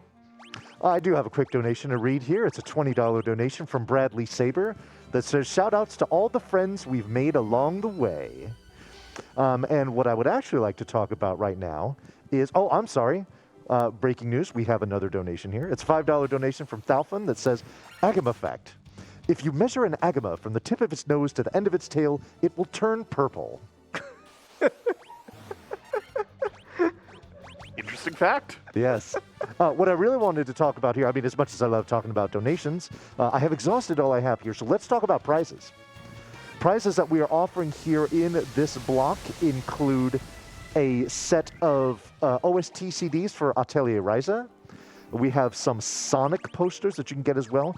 $10 and $5 minimum donations respectively for those. And then we got a whole bunch of prizes here relating to Final Fantasy VII. We have a Beckett-graded full art Amano Aerith Final Fantasy TCG card. We also have, that $35 minimum donation for that. We also have Final Fantasy VII Anniversary Art Museum full non-foil set. $5 minimum donation from that. Those were both generously donated to us by our very own Ghoul02. And then we also have a Final Fantasy VII compilation vinyl, as well as the Final Fantasy VII Remake OST Plus. Those are both $10 minimum donations to get eligible for those, and those were contributed to us, by also our very own Ashen Prime. Nice. Well, thank you all for your generosity with donating those prizes. Nikki is getting close to the next, maybe less of a wall than a lot of fights. One of the more interesting 50-50s of the game. It's going to be Kraken. Kraken's list of abilities is abysmal. Ink blinds our party, which we care very little about. And Thundara at this point on these black mages, stings, but not really. The big thing is, though, is that Kraken does not skip leg day, and Kraken's got 8 of them. Kraken can and will go and punch your black mages directly in their face many, many times, rendering them dead without question, without fail. So we're really hoping that Kraken goes high and punches some rocks, tries to, get stronger that way, or just spews ink on the party. Let's see, this is ideal, because that doesn't do anything. We do need to get off, I believe it's 6 Thundagas here to kill Kraken, maybe 5 at this intelligence. I'm afraid if it's 1,500 or 1,600. I believe it's 18. It's 1,800. Okay. So yeah, so there's 4. There's ink again. So yeah, Kraken's just gonna drop dead. Kraken's just gonna roll over and just let us go. Free pass out of Sea Shrine. So no problem for Nicky there. Easy peasy. Free as a bird. Speaking of the rarer encounters on these floors, do include birds for Leggy here, but Firaga is gonna do the deed here as she continues to progress through the second half of Sea Shrine here. The other thing is notable is that we didn't talk about was the items that you get down here. So there's 2 items you get down here. You get your second ribbon down here. Important, like I said, we're going to get 3 of them. Number 2 is here, but also we get the Giant's Gloves. And the Giant's Gloves are an item that we can hold high above our head, and it casts the Saber spell, which increases the attack power of the user by a great deal. We need this because we need to buff a ton in the last couple of fights of the game. We start using actually on Tiamat 1 to speed things up, but we basically need to buff our monk to the high heavens to get through some of these last fights. And the Giant's Gloves speed that process immensely because your monk, instead of just standing around and punching for like nearly no damage, can instead experience all of the power of lifting on the spot without any other work other than holding a pair of gloves high above his head.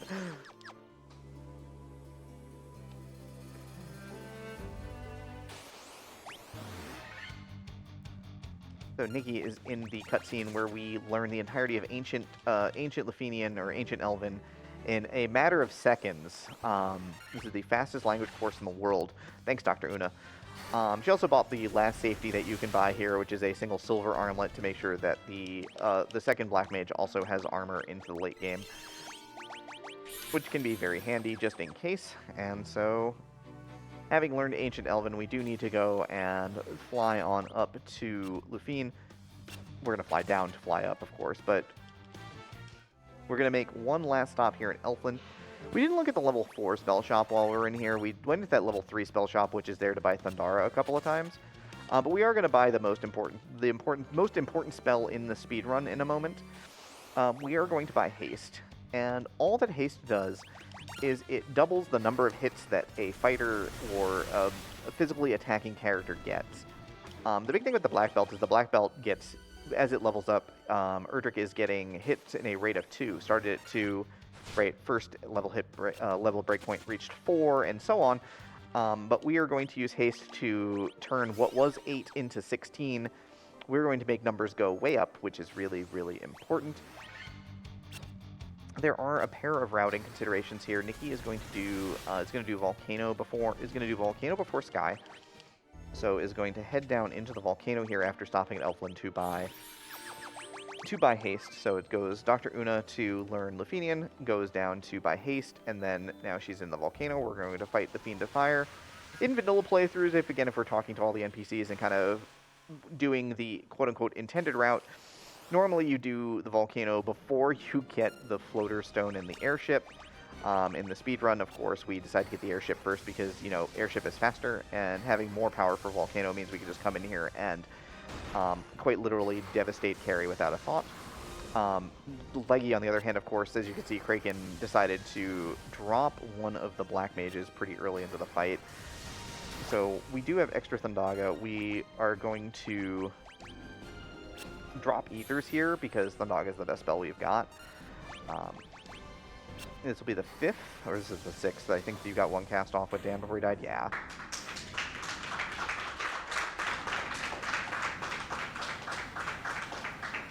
And there's an argument to revive Dan instead, but you can also just sip an Ether if you've already got the appropriate number. Yeah, the nice part about Kraken 1 is that Kraken 1 does not have AoE spells. Mm-hmm. Yeah, Thunder Magic. Like any other boss in the game. Right, I forget Thunder Magic's only on Kraken 2 later on. But yeah, keep pulling out those backup strats because you've needed all of them basically so far. Yeah, no, we are really showing the duality of FF1 Pixel Remaster. Yeah, Nicky has just been clean fights and no wipes, and Leggy has been wipes and worst possible outcomes and backup strats galore. But again, the fun part about this game is I'm still technically in it. Just technically. I mean, look, chaos can technically just murder people. But yeah, so Nicky is here in the volcano. Here's Marilith. She is the Fiend of Fire. Nicky has chosen to not depetrify, so is going to use Blizzaga as the kill effect here.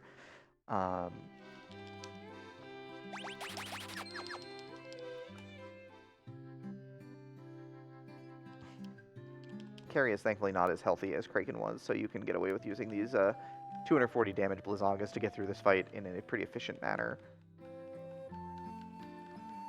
I believe it's about 1450.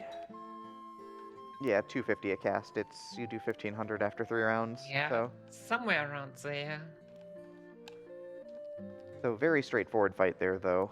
So Nicky is through Marilith and is going to light the 3rd crystal here. Leggy has bought silver armlets and learned Lufenian, so is now going to trip on down here to Elfland. Gonna stop. Gonna buy haste and. Also, Nicky, weren't you the one who, originally came up with the idea of using Blizzaga on Marilith? I think that idea might have happened when I was talking to you while you were running in your chat or something like that. Mm-hmm. So basically, it just feels more fluent and more consistent than reviving the monk and buffing the monk, because, the monk could get sniped by physical attacks. If you want to go optimally, the problem is, taking a detour in Ice Cave to get the money for the 2nd Blizzaga, but that was just one of the marathon safeties that I went for, and just feeling smoother, also grinding through the next dungeon that's coming up soon. Yeah, whereas I elected not to go for that money, partially because I knew I was already behind. Yep.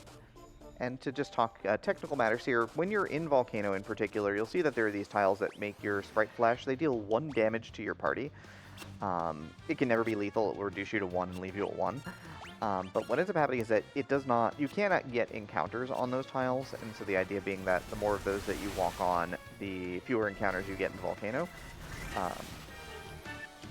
The idea being that, the Pixel Remaster encounter rate, you do get usually 3 to 4 encounters in Volcano, as opposed to something like GBA, where there is a theoretical chance that you can go through this dungeon getting no more than 1 encounter. I don't think 0 is possible. I don't know if I've ever seen a true perfect Volcano with 0 random encounters, but I've seen 1 in other versions. If you watch Dragon Dark's manipulated runs, then probably. I wouldn't be surprised for that one. But yeah, in the Pixel Remaster version, the amount of steps that count for your next encounter also count in the lava, so even if you don't get encounters on those tiles, you will get them immediately once you are back to normal tiles. Yep, so Nicky, of course, went down to Lafine, talked to the 1 elf down in the lower right corner, and you obtained the chime because the Mirage Tower here has a musical key to allow you in.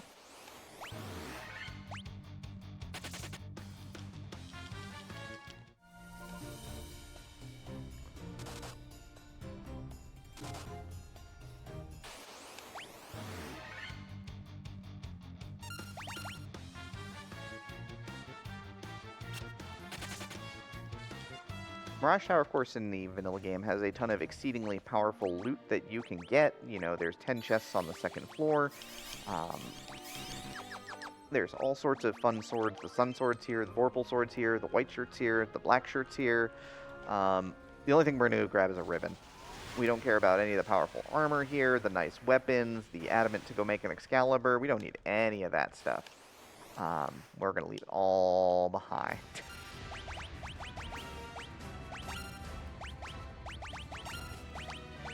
But yeah, so Leggy goes for the Depetrify here on Erdrick.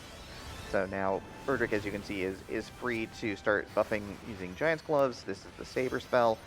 We've cast Haste and Temper, and now we are going to watch a man do some damage in a moment here.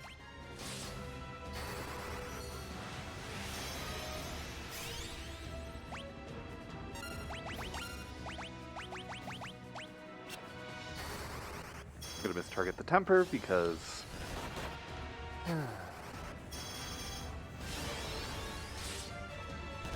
Oh, the good old turn to haste to temper. Yep. So it's a different 3-turn fight, but it's a it's a 4-turn fight in this case. So it's a slightly different fight going for buffs there, as you can see, but it does get us through. So Leggy has killed off Carry here. Nicky is reached the cube room. This is where you need the cube to teleport up to the top of Sky Tower. But you do have to fight this blue dragon first. Blue dragon is weak to Blizzaga. It's gonna have a bad day here, it looks like. Now that we're through that boss fight, can I come in here with some donations? Yep, go for it. Awesome. We've got quite a few. We got a $50 donation from Game Boy F9, which says, I sometimes feel bad about Chaos going down so many times, and then you think about it and you realize that Chaos deserves it. So I'm looking forward to Chaos going down twice. Glad to see 3 awesome RPG Valkyries on this run. Best of luck to Leggy and Nicky on this run, and best of luck to everyone on the rest of the marathon. We have a $5 donation from Scratch Dragon that says, hi Dem, hi Leggy, fight bosses you coward. Oh wait, sorry, wrong game. Thanks, friend. Block low and don't drop combos. Oh, wait, let me try again. Kill Chaos. Nailed it. All right, now we're into the Agam effect section of the donation comments here. We have $10 from Lady Ariana, who says, I have some math, Agam effects. I'll get it right, I swear. I find myself trying to read this in my best gyre voice because they're Agama facts. Here we go. 1. Agamas are not lobsters. 2. Margie saying she's not an Agama is the most Agama thing to say. 3. Agamas has 3 A's in its name. 4. Agamas are possibly a form of burrito. Shoutouts to Leggy, Nicky, Demerine, and the rest of my fellow Valkyries. I'm honored and humbled to be a part of this wonderful group, and I love all of you. You're all amazing. Hey, Bonnie, may I cut in for just a moment? Yes, here? you can. So yeah, just so you know that we are about to reach the 5th floor of the Sky Tower. It is a very short bridge walk. Very importantly, there is a very rare encounter that shows up 1 in every 64 times. There is Warmech. Warmech could be here, everybody. If Warmech shows up, I am going to donate $100. Like, I will grab my phone right here on the stream on the spot, and I will kick it in. Very rare, but very exciting when it does happen. All right, so you know what that means. Folks here in the crowd, we need to start chanting, Warmech, Warmech, Warmech, Warmech.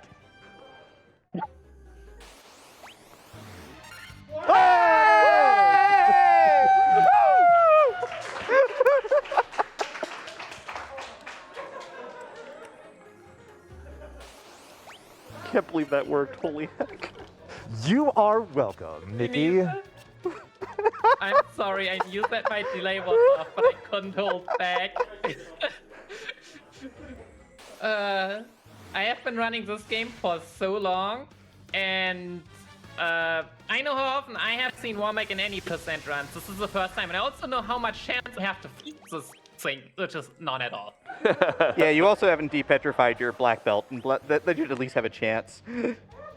Even then, so this is the second time ever I have seen Warmech in the Pixel Remaster version. The other time was when I was doing a flat percent run. So I grinded to level 50 till I finally saw it.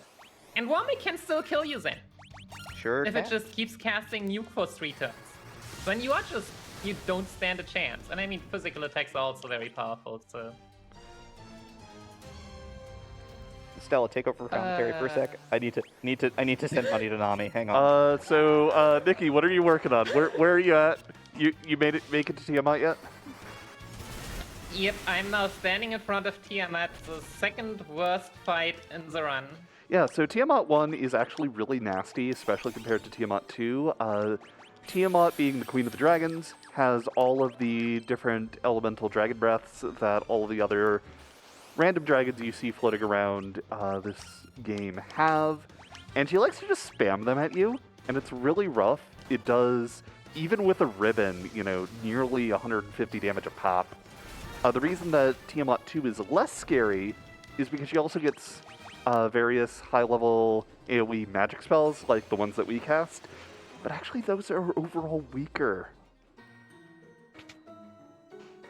I see that Nikki has to deal with the fact that Tiamat decided to chomp down on the Black Mage that was casting Haste, so we're going to have to try to recast Haste here.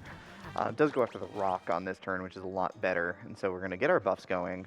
2 uses of Giant's Gloves, cast a Haste, and so we're going to go for the third buff here just to be safe, and next turn is going to be the time for punching. There's Thunderbolt. As you can see, there's one of those big AoE effects that does decent damage. 150 is nothing to cough at here, so going to switch over to throwing a high potion here to just patch up the black belt a little bit. That monk does need to survive this fight. 2,000 a swing is going to get us out of here really fast, thankfully. And if it weren't for that high potion, Nikki would have actually died in this fight, so there we go.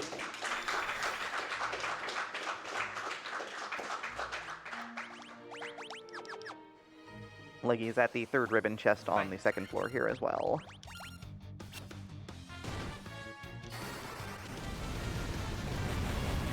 Tiamat very, very quickly goes wrong. So what you are looking for is that one turn in which she does a physical attack on the warrior, which we fortunately got. It's all it takes to get through that fight okay, but if Tiamat decides to just start spamming poison gas, well, that's why you quick save, because you're gonna need it. Yeah. Thanks for jinxing me, love. I mean, It doesn't even need to be like... Tiamat 1 has like, I don't know, 5 spells, which all do the same. they all just do nasty amounts of AoE damage. Yeah. Thunderbolt, poison gas. Like, Ice Storm is the best of them, and it does 100 damage. Like... Okay, so get some donations here. Yep. Go for it. All right. Again, back with the Agama Facts. $5 from Zoe V, who says, Agama Fact. If given enough time and free space, Agamas can achieve speeds. We have a $25 donation from BD Jeffy P that says, Agama Fact. When rubbing your pet Agama, make sure to only rub in a clockwise direction or your Agama will explode. Or was it counterclockwise? Oh no!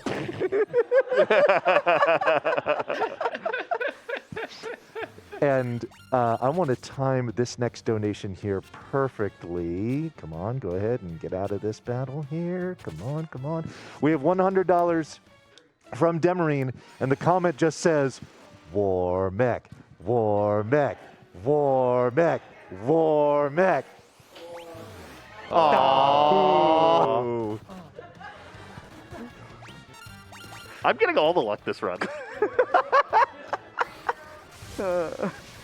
I tried. Sorry, everybody. All the luck.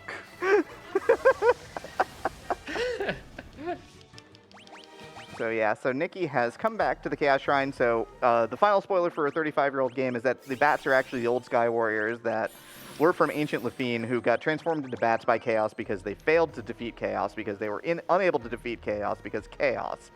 So now we have to go back in time 2,000 years to go back and find Chaos and beat the ever-living heck out of him.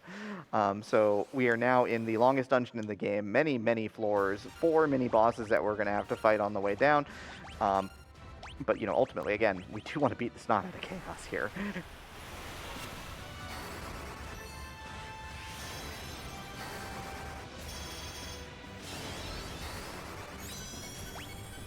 So first round of buffs is good and up. We have to stop auto battle for a moment here. We're gonna high potion.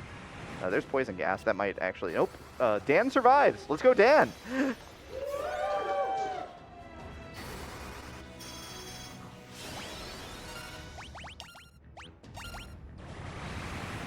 Dan is dead, everybody. We got a bigger cheer for Dan dying.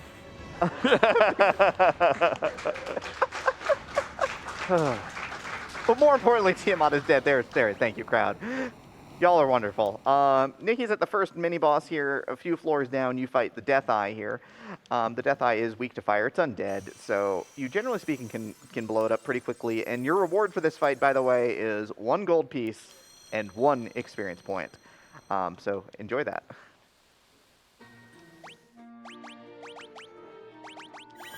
I'm going to pop in here with a couple more donations. Yep. We got an anonymous donor who brings in $100, says, I'm also donating $100 for Warmech. Holy cow. And then we have another $100 donation. This is again from BD Jeffy P, who says, bonus Warmech fact. Beep.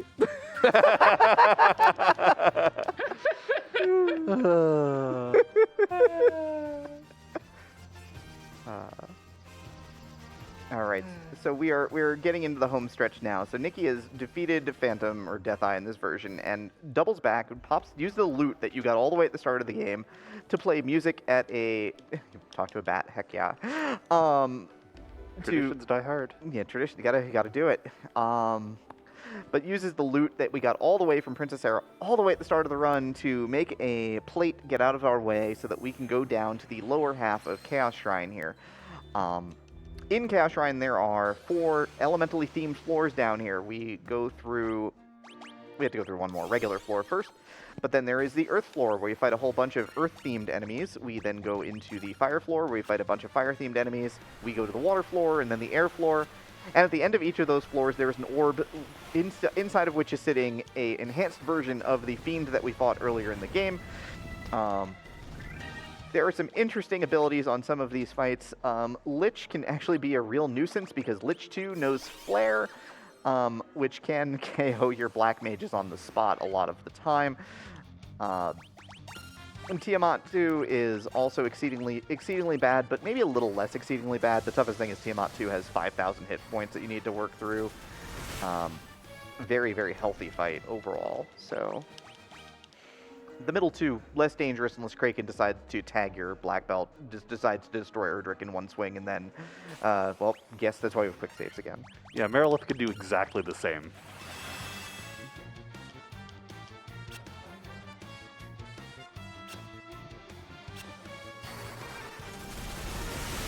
I didn't realize that this was a pack in this game, Nicky. The 3 stone golems, 4 clay golems. I've never seen this before. So this is Pixel Remaster exclusive. We can have big enemy. We can also, like, in older versions, you had like big enemies take multiple spaces. That's not a thing anymore. You know, speaking of seeing things for the first time, we had a comment in here from our very own Puexel, and I think he would know. He said that outside of when we forced it, this is the very first Warmech sighting in RPG Limit Break history. So...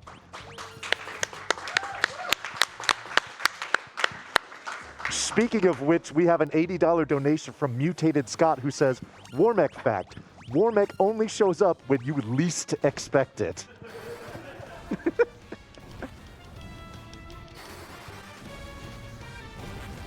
All right, so now, yeah, Nicky is currently working through the Earth floor, so we're going to top up completely here. We're going to make sure that we have a full complement of resources here. All of these Fiend fights are going to involve the act of buffing up Erdrick to the heights of extreme strength and physical prowess here by using Temper, Haste, Giant's Gloves. Lich attacking the fighter is precisely what you want. Anytime Bread gets attacked, every speedrunner of this game is going to be a little bit happier because that is basically a completely wasted turn. Stop also useless because our ribbons will protect us from the status effect, which would normally paralyze us. So Lich handing out free turns like candy right now, which is fantastic. We didn't even have to steal it, Vonnie. We actually got it. Lich gave it to us willingly. What a guy. What a guy. But yeah, so no more needs for buffs here. Lich hits the Black Mage for a total of 9 damage. Good job, Lich. Way to go. No flares, no problems. So that is the first of the 4 repeat Fiends down for Nicky, and she will be progressing on to the Fire floor. This is the place where you do run into what we know as agamas. They're, you know, fire lizards in this version, but you can't stop us from calling them agamas, just like lobsters are still lobsters. The old names are the best, sorry to say. But here we are. Fire Elementals, weak against Blizzaga. We're going to cast a lot of Blizzagas on this floor if we have the opportunity.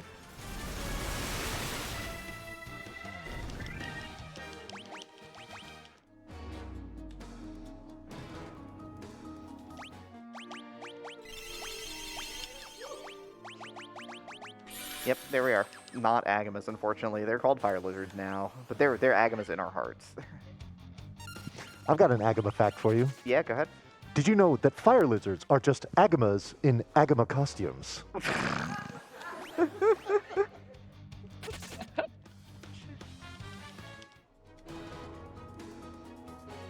yeah, so this is just big piles of experience. Leggy has reached the earth floor now, so is into the earth floor here. Nicky is rolling up on Marilith here. Marilith knows like Fire 3, which is not super dangerous. You'll notice that now the Monk is now in the back row. The whole idea being that now Wawa is the speed bump that may end up taking, there's the higher chance of taking the attack, which is important. While Erdrick hides in the back. Oh wow, and Dan gets dumpstered. Oof. Oh, right in the face. And as you can see, Marilith, if she actually melees your party members, takes absolutely no prisoners. And so Dan gets eliminated. The haste is out, though, finally. So now we're going to cast Tempers, and we're going to start... ooh, wow. Wawa survives the swing for 290. Oof.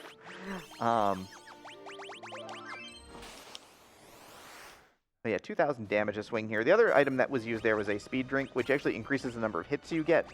The whole idea is that it increases it by 4, but then, of course, with the power of haste actually increases it by 8. There's carry 2 down. Marilith gets dropped. So Lich here is... Lich for Leggy is so far so good. See, Warp is great. Warp is an instant kill AoE effect, but we don't care about that because, again, ribbons protect us from that. So the buff stage is over, and now it is time for our black belt to get busy, I guess, here. And there's Flare. But it's after all the buffs went out, so it's fine. Everything's fine. Nothing to worry about. Nothing. We're not panicking. I'm not panicking. There's an attack on the fighter. Never panic. Yeah. Never panic. Never punish. This might be an awkward time for me to say that we have a $5 donation from Silver Fire that just says, Flare, Flare, Flare, Flare, Flare. These are the people that love us the most, by the way. Funny how that works, yeah? Hi, Vonnie. How you doing over there? Oh, I'm doing great.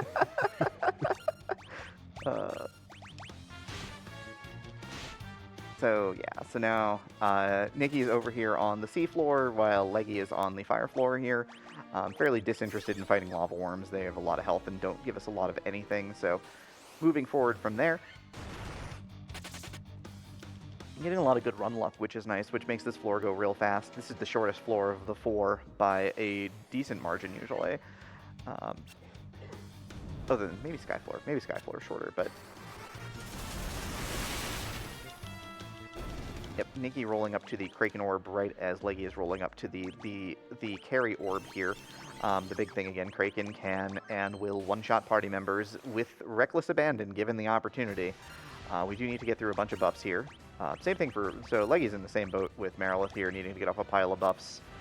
Death Magic, also fine. Casting Death is great. It's 364 on the Black Belt. Erdrick survives, but man, that stings a lot. So we may need to stop and patch him up a little bit. You know, or if Nicky may go for unsafe strats, we'll see. Now Nicky's gonna go for the high potions here. Wawa gets eliminated. Dropped even. So we're on backup strats. Here's Thundara coming out, but that does nearly no damage at this point.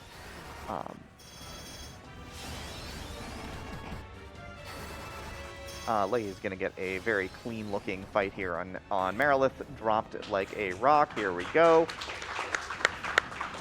Kraken can still go low here, but decides to ink, and instead of going low is now 1 turn from death, I believe. Decides to take out Dan on the way. Good night, Dan.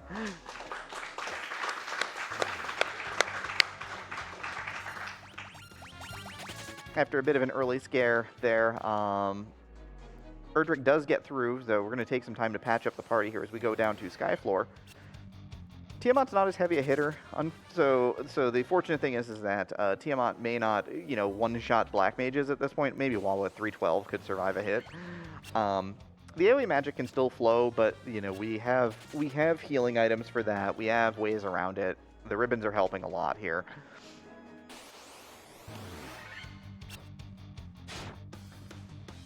Right, there's Blizzara, so that's, Blizzara is one of the best things you can see just because it's one of the weaker spells that is in the Tiamat portfolio here.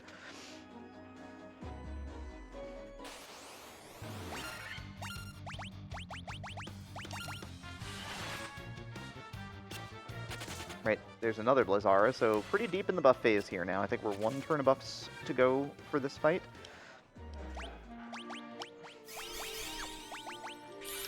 Gonna go for a high potion safety here, speed drink, and then start attacking here. And there's another Blizzara. Tiamat being very friendly, it looks like.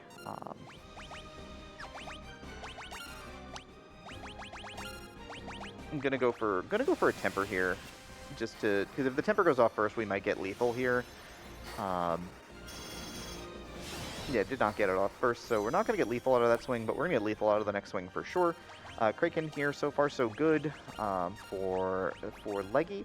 So we're setting up our buffs here. Fighting the fighter is exactly what you want to see. Every time you see a miss there we go. Tiamat 2 is down. Leggy is going to get through the buff phase of Kraken pretty smoothly here, so things are looking pretty good. No backup strats required so far. Ink again is exactly what you want to see. A couple more tempers, and Erdrick is going to go to town because he is the hero we've exhumed for this fight. So let's talk a bit about Chaos. It is time.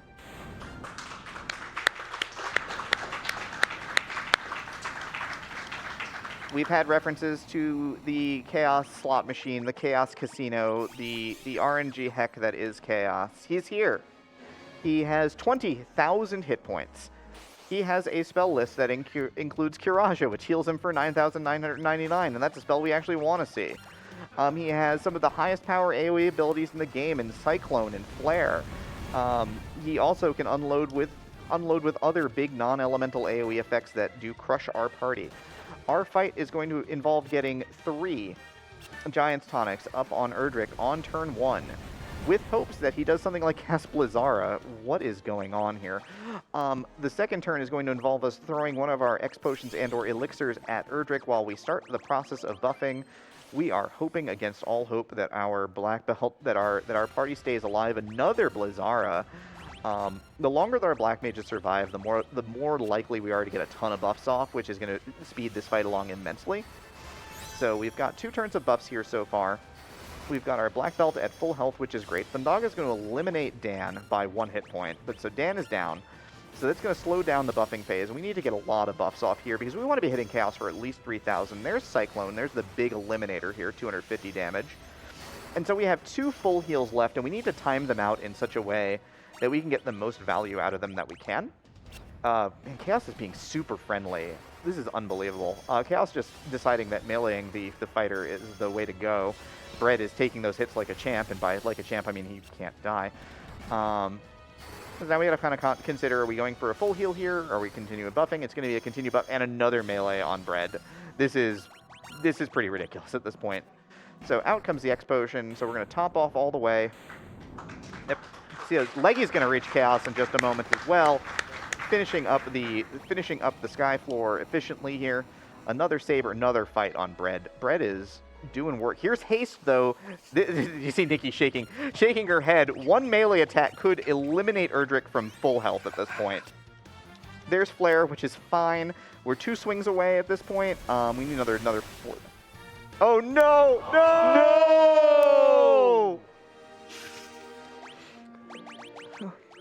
Welcome to the casino. The house always wins. Chaos goes and throws the big 4-hit elbow for 900 damage. Chaos can crit for upwards of 1,300 damage under the effect of haste, by the way. Don't ask Leggy how I know that. Leggy, how do I know that? I mean, I feel like the answer to that question is obvious. So yeah, here we go again. Simultaneous chaos fights. Only one fight apart for how that run went, which was to state that it's been up and down for both our runners. But yeah, there we go. 3 Giants Tonics to start, and we are setting up again. Yeah. It is possible to just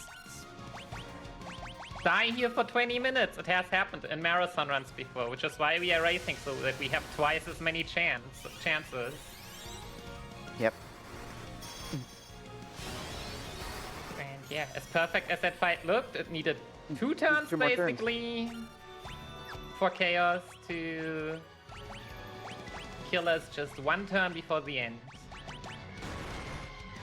All right, Walla's down, taking the hit there for the team. Nicky's in the second half of buffing here. Blaze is going to eliminate Dan, so we are now both sides are out of Black Mages. There's haste for Nicky. There's haste. Oh, come on.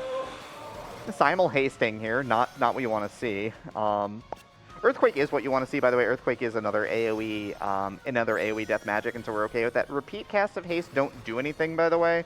So casting haste twice or 3 or 5 times is fine. Oh, alive! Alive! Both runners going to go for a full heal here. Nicky is not going to get it. Neither runner's going to get it. Wow. Oof.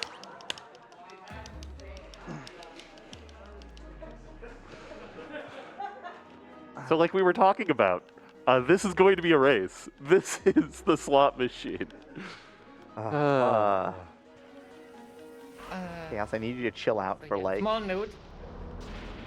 Why I just forced an encounter. So in theory, the RNG is supposed to be totally random. But for some reason, I've started to believe that, like, even though you always die in different ways, when you're on bad RNG, you will just get weird bad RNG all the time. So I hope that just doing something like forcing an encounter will change things. Yep, Leggy gets the first turn. Even if it is not a blatant Yep. RNG. I just want to pop in real quick here to say, y'all watching at home, you need to donate for this extremely hype and exciting ending to this race. Flare for Nicky on turn 1, though, so this attempt for Nicky is over. Capital O over, so just going to start defending until death. Hey Demi, I found different RNG. How did you like it? RNG was without flaw. Perfect. 10 out of 10. Run that one back.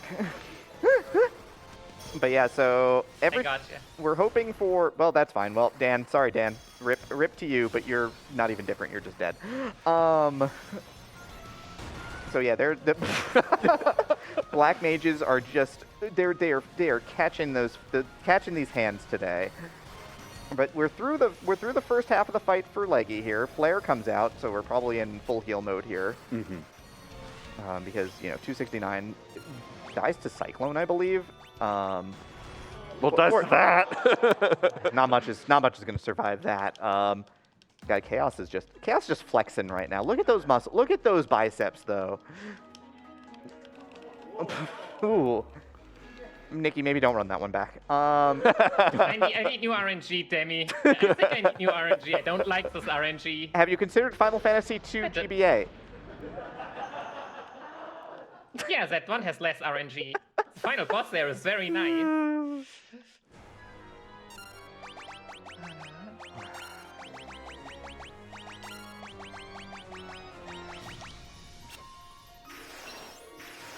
All right. First turn melee on the fighter. Again, ideal. Bread getting attacked is the best thing that we can see today. All right. Iraga. You survived that. That's one of the best things you can see. It's one of the weakest AoEs that Chaos has. The second weakest behind, like, Lazara.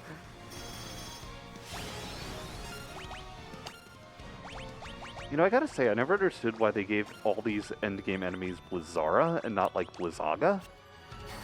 I'm grateful for it, don't get me wrong. Turn 1 flare, Nicky? Oh, come on. Nicky, can you please... Can the RNG please maybe not turn one you here? I would appreciate that, not gonna lie. Oh no. You have to go for a different backup strat. Slower removes your haste on the first use. The backup strat is throwing a Phoenix down at one of your Black Mages and then hoping you can get your Black Mage to recast haste. Which is frightening because, as you can see, Dan resurrected to 1 hit point. We got time, we can keep trying. Yeah, this is fine, actually. Like, the thing is that you've got all your buffs set up. Otherwise, it's just... Like, you just need to get the right turn order, and, you know, it's a nuisance. Remember my first fights that looked like almost perfect? And now you're just getting turn 1 flared every turn.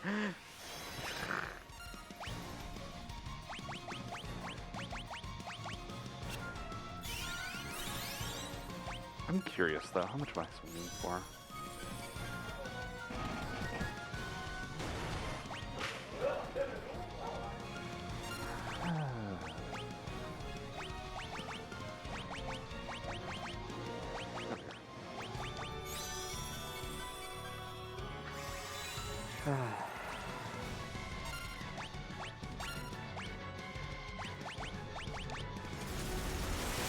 Chaos is just not giving you the turn timing here.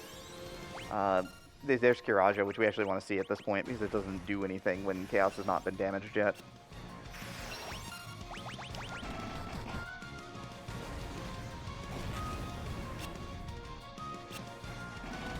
Well, we're in the lots of swings phase here, but I think that's the end for Erdrick here. Unfortunately for Leggy, Blizzaga just not quite enough damage to get the kill for Chaos here, so we're back to buffing. Erdrick is alive and well here and getting set up here. So Nicky's in fine shape at the moment. Attack on the fighter is what we want to see. The buffs continue to flow. Nicky getting that good run through here, and is going to start hacking away. 32 hits for 53.95. 3 more swings. 2 more swings. Doing a full heal here. 4 more swings.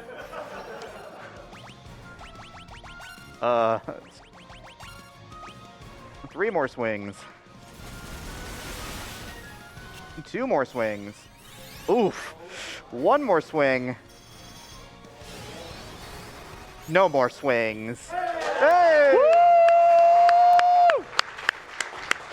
And that is time for KaguyaNicky at this point. So my plan is just going Trying to play. to see if I can get it until they mercy kill me. Let me know. Let me know. It's like you're trying to play it safe, and every time you do, you just see that haze, and you're like, Saw that. Nice. I saw the melee come out. I saw just the flash. And I'm like, oh, this is bad.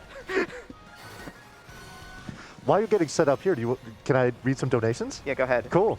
We got $25 from Joe Brock that says, "Hi, Shinko." We have a $5 donation from Silverfire that says, "Agam effects. While enraged, Agamas do not feel pity or remorse or fear and cannot be stopped unless killed." We have $25 from Prof Ness who says, "Agama facts." Beep. And then Margaret Ann comes back with another $15 donation and says, "Agama fact. If you have an Agama in your heart, let them out. It's noisy in there and they're trying to take a nap."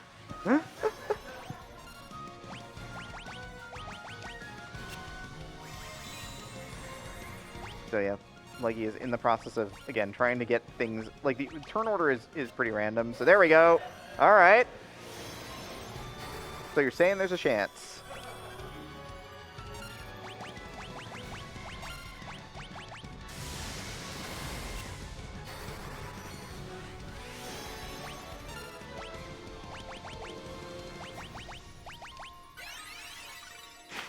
That's fine. That's good. That's good. We're happy about that, Kiraja. It's literally free. That's slower on the right target. That's free too. All right, about that time, isn't it?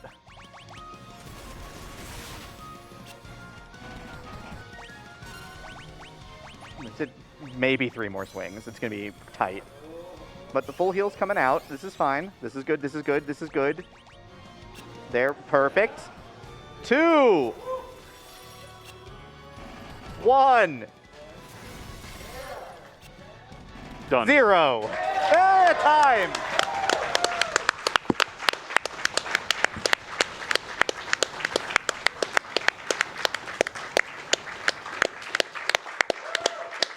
GG. Yeah, given how that run started, I am not upset with this time at all.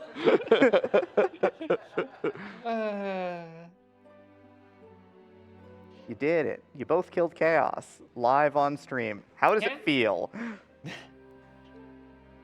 I don't know. I never thought I'd get this far.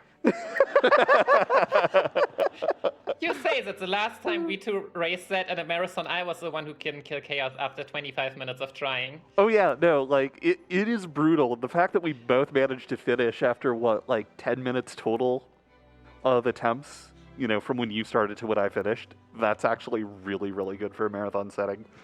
But also, you know, this is my first in-person marathon run, and it's just so exciting to be here. It's such a good event that means so much to me.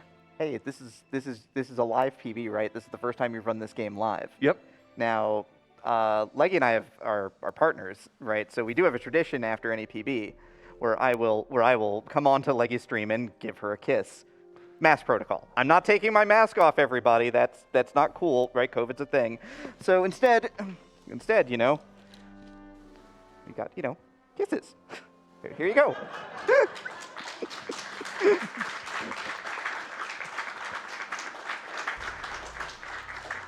Thank you, love. You're welcome. Nikki, how about you? You got any shout-outs over there? I mean, thanks for finally having me participate, at least remotely, after all these years of... My first RPG Limit Break was still called Crystals for Life. It's great to finally be part of it. I really hope that one day I will be able to visit you all in person. And yeah, thanks to Damien and Leggy being here with me. Another shout out to Ice Blue. I hope everything is going well on your end. Absolutely. And that we made you proud. I had a blast. And shoutouts to the amazing organizations that we've been able to raise lots and lots of money for, thanks to all of your generous donations. And shoutouts to just all of the RPG Limit Break volunteers and staff for, you know, making the show as amazing as it is.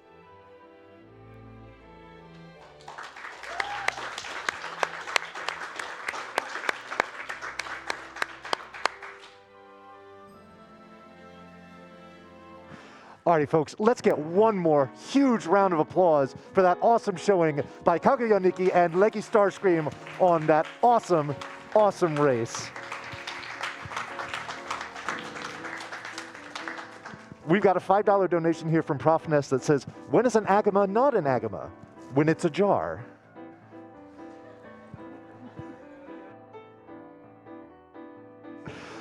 Alrighty, folks, we are going to step aside for an ad break for just a few minutes, but don't go anywhere. We will be right back.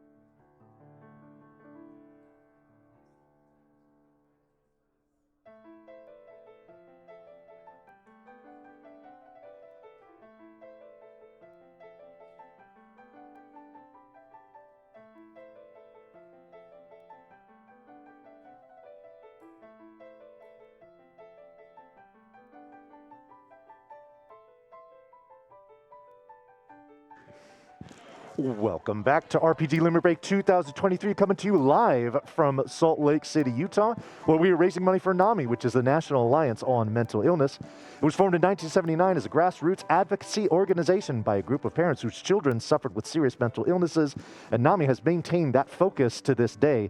And in an effort to support the mission statement of NAMI, we would like to encourage our chat and our donors to avoid using mental health-related pejoratives such as crazy, insane, nuts, mental, bonkers, things like that, when describing situations that are otherwise extraordinary. We would ask you to be mindful of the language you use, as many people do not even realize that these are pejoratives. Instead, consider using words like bananas, wild, extraordinary, superb, amazing, or ridiculous, all words which could have described the end of that run that we just witnessed. We greatly appreciate your cooperation in this and hope that you can carry this forward into your everyday lives.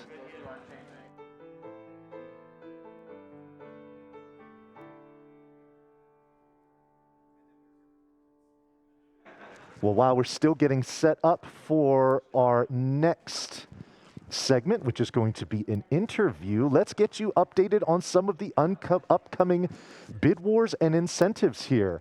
Ooh, we have got, for our next run here, which is Wildermyth by Ferric Fox, we've got a naming incentive. We can name the 3 starting characters.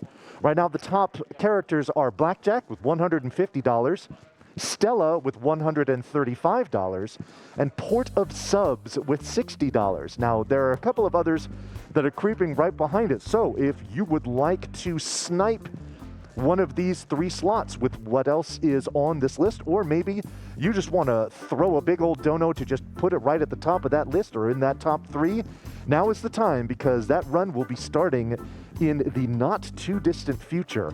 Also want to update you on that you heard me mention during the last run, that blindfolded Reno and Rude fight in the Final Fantasy VII Remake Intergrade run.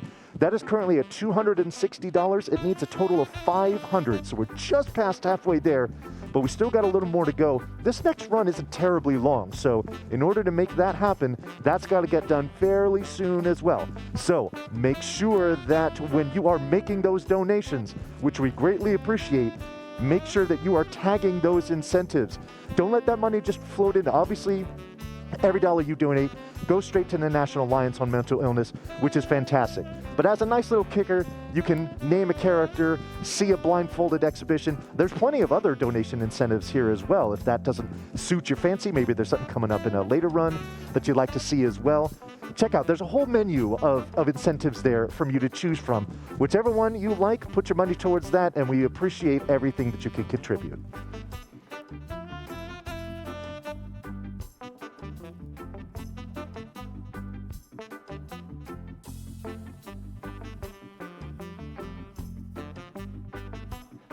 Alrighty, folks, it is my pleasure to send you on over to our interview segment here.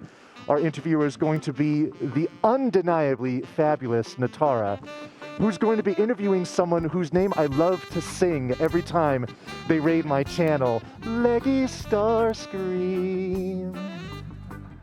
Well, thank you for that wonderful introduction, Vani. I'm Natara, and this is the wonderful runner you just saw, Leggystarscream. Hello, and again. can we just give her another round of applause for an amazing race? Yes, we can. That was RNG, not very nice, but both her and Nikki just taking it in stride and making it look honestly easy. And I'm sure if any of us go to try that later, we're going to be like, wow, that was not as easy as it looked.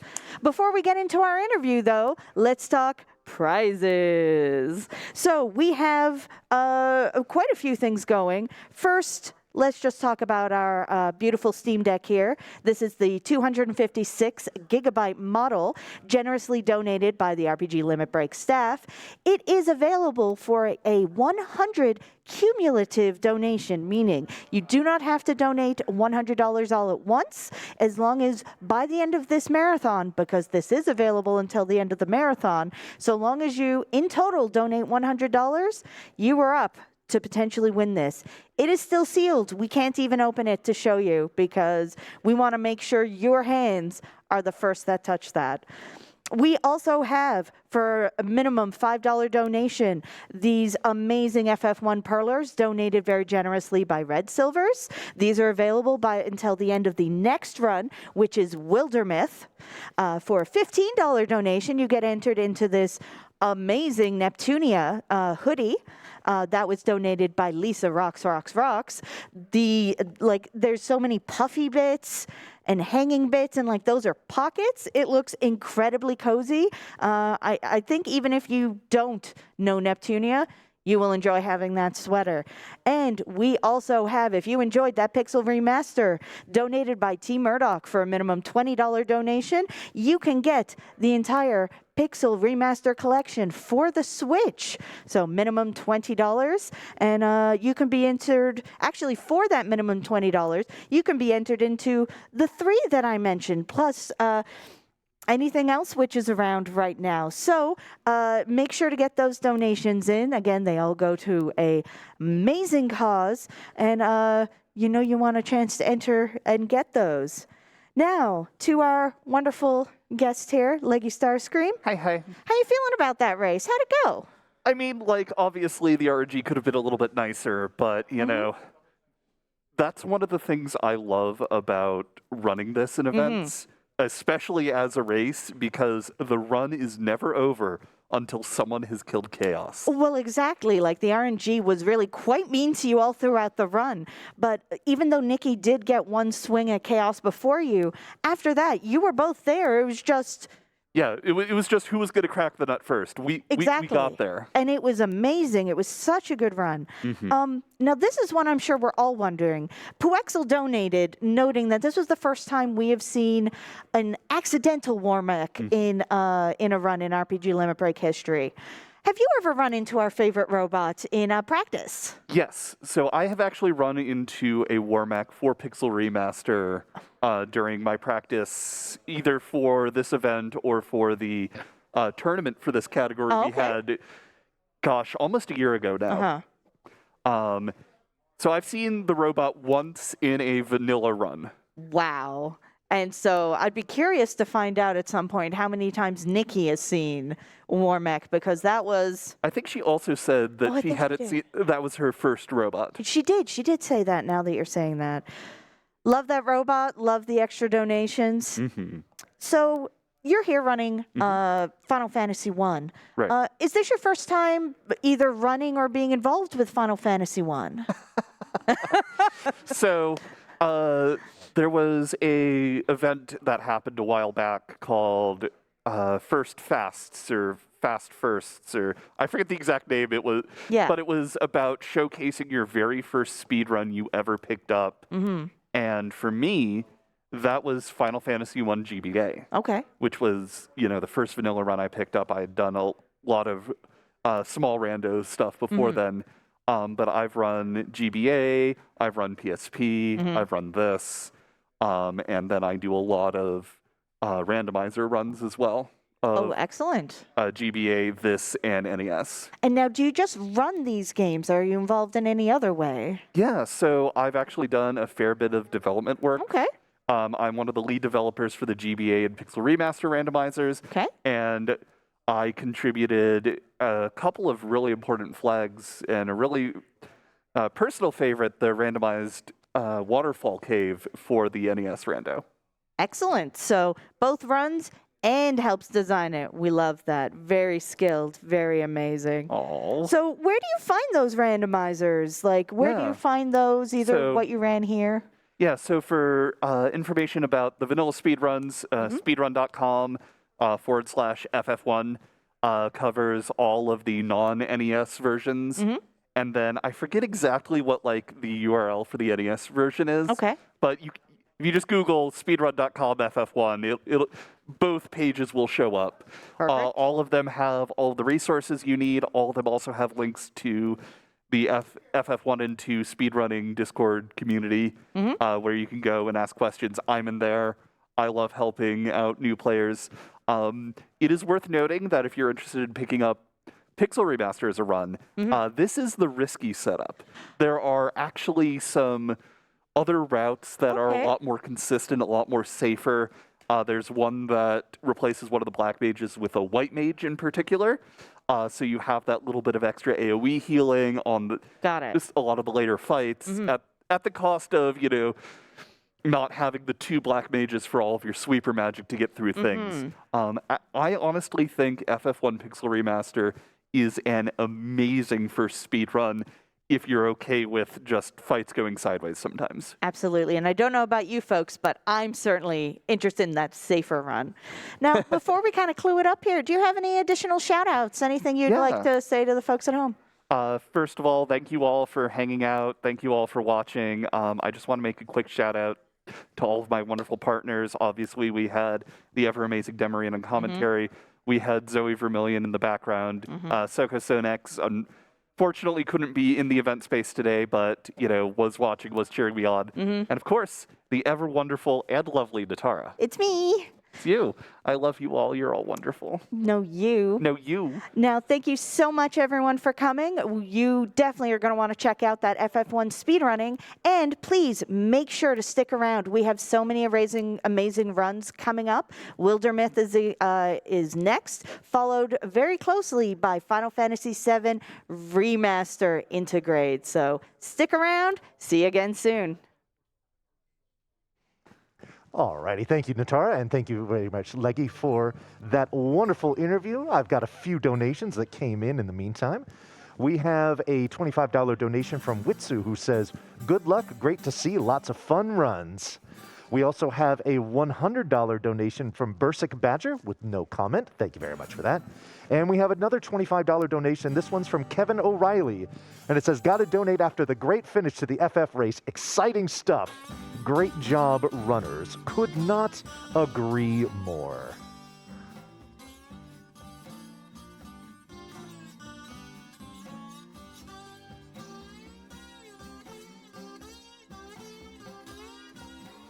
Alrighty, folks, it's your boy Von Yvonne hosting here for you. I am being told that we are ready for our next run. I'm being told to hold on now.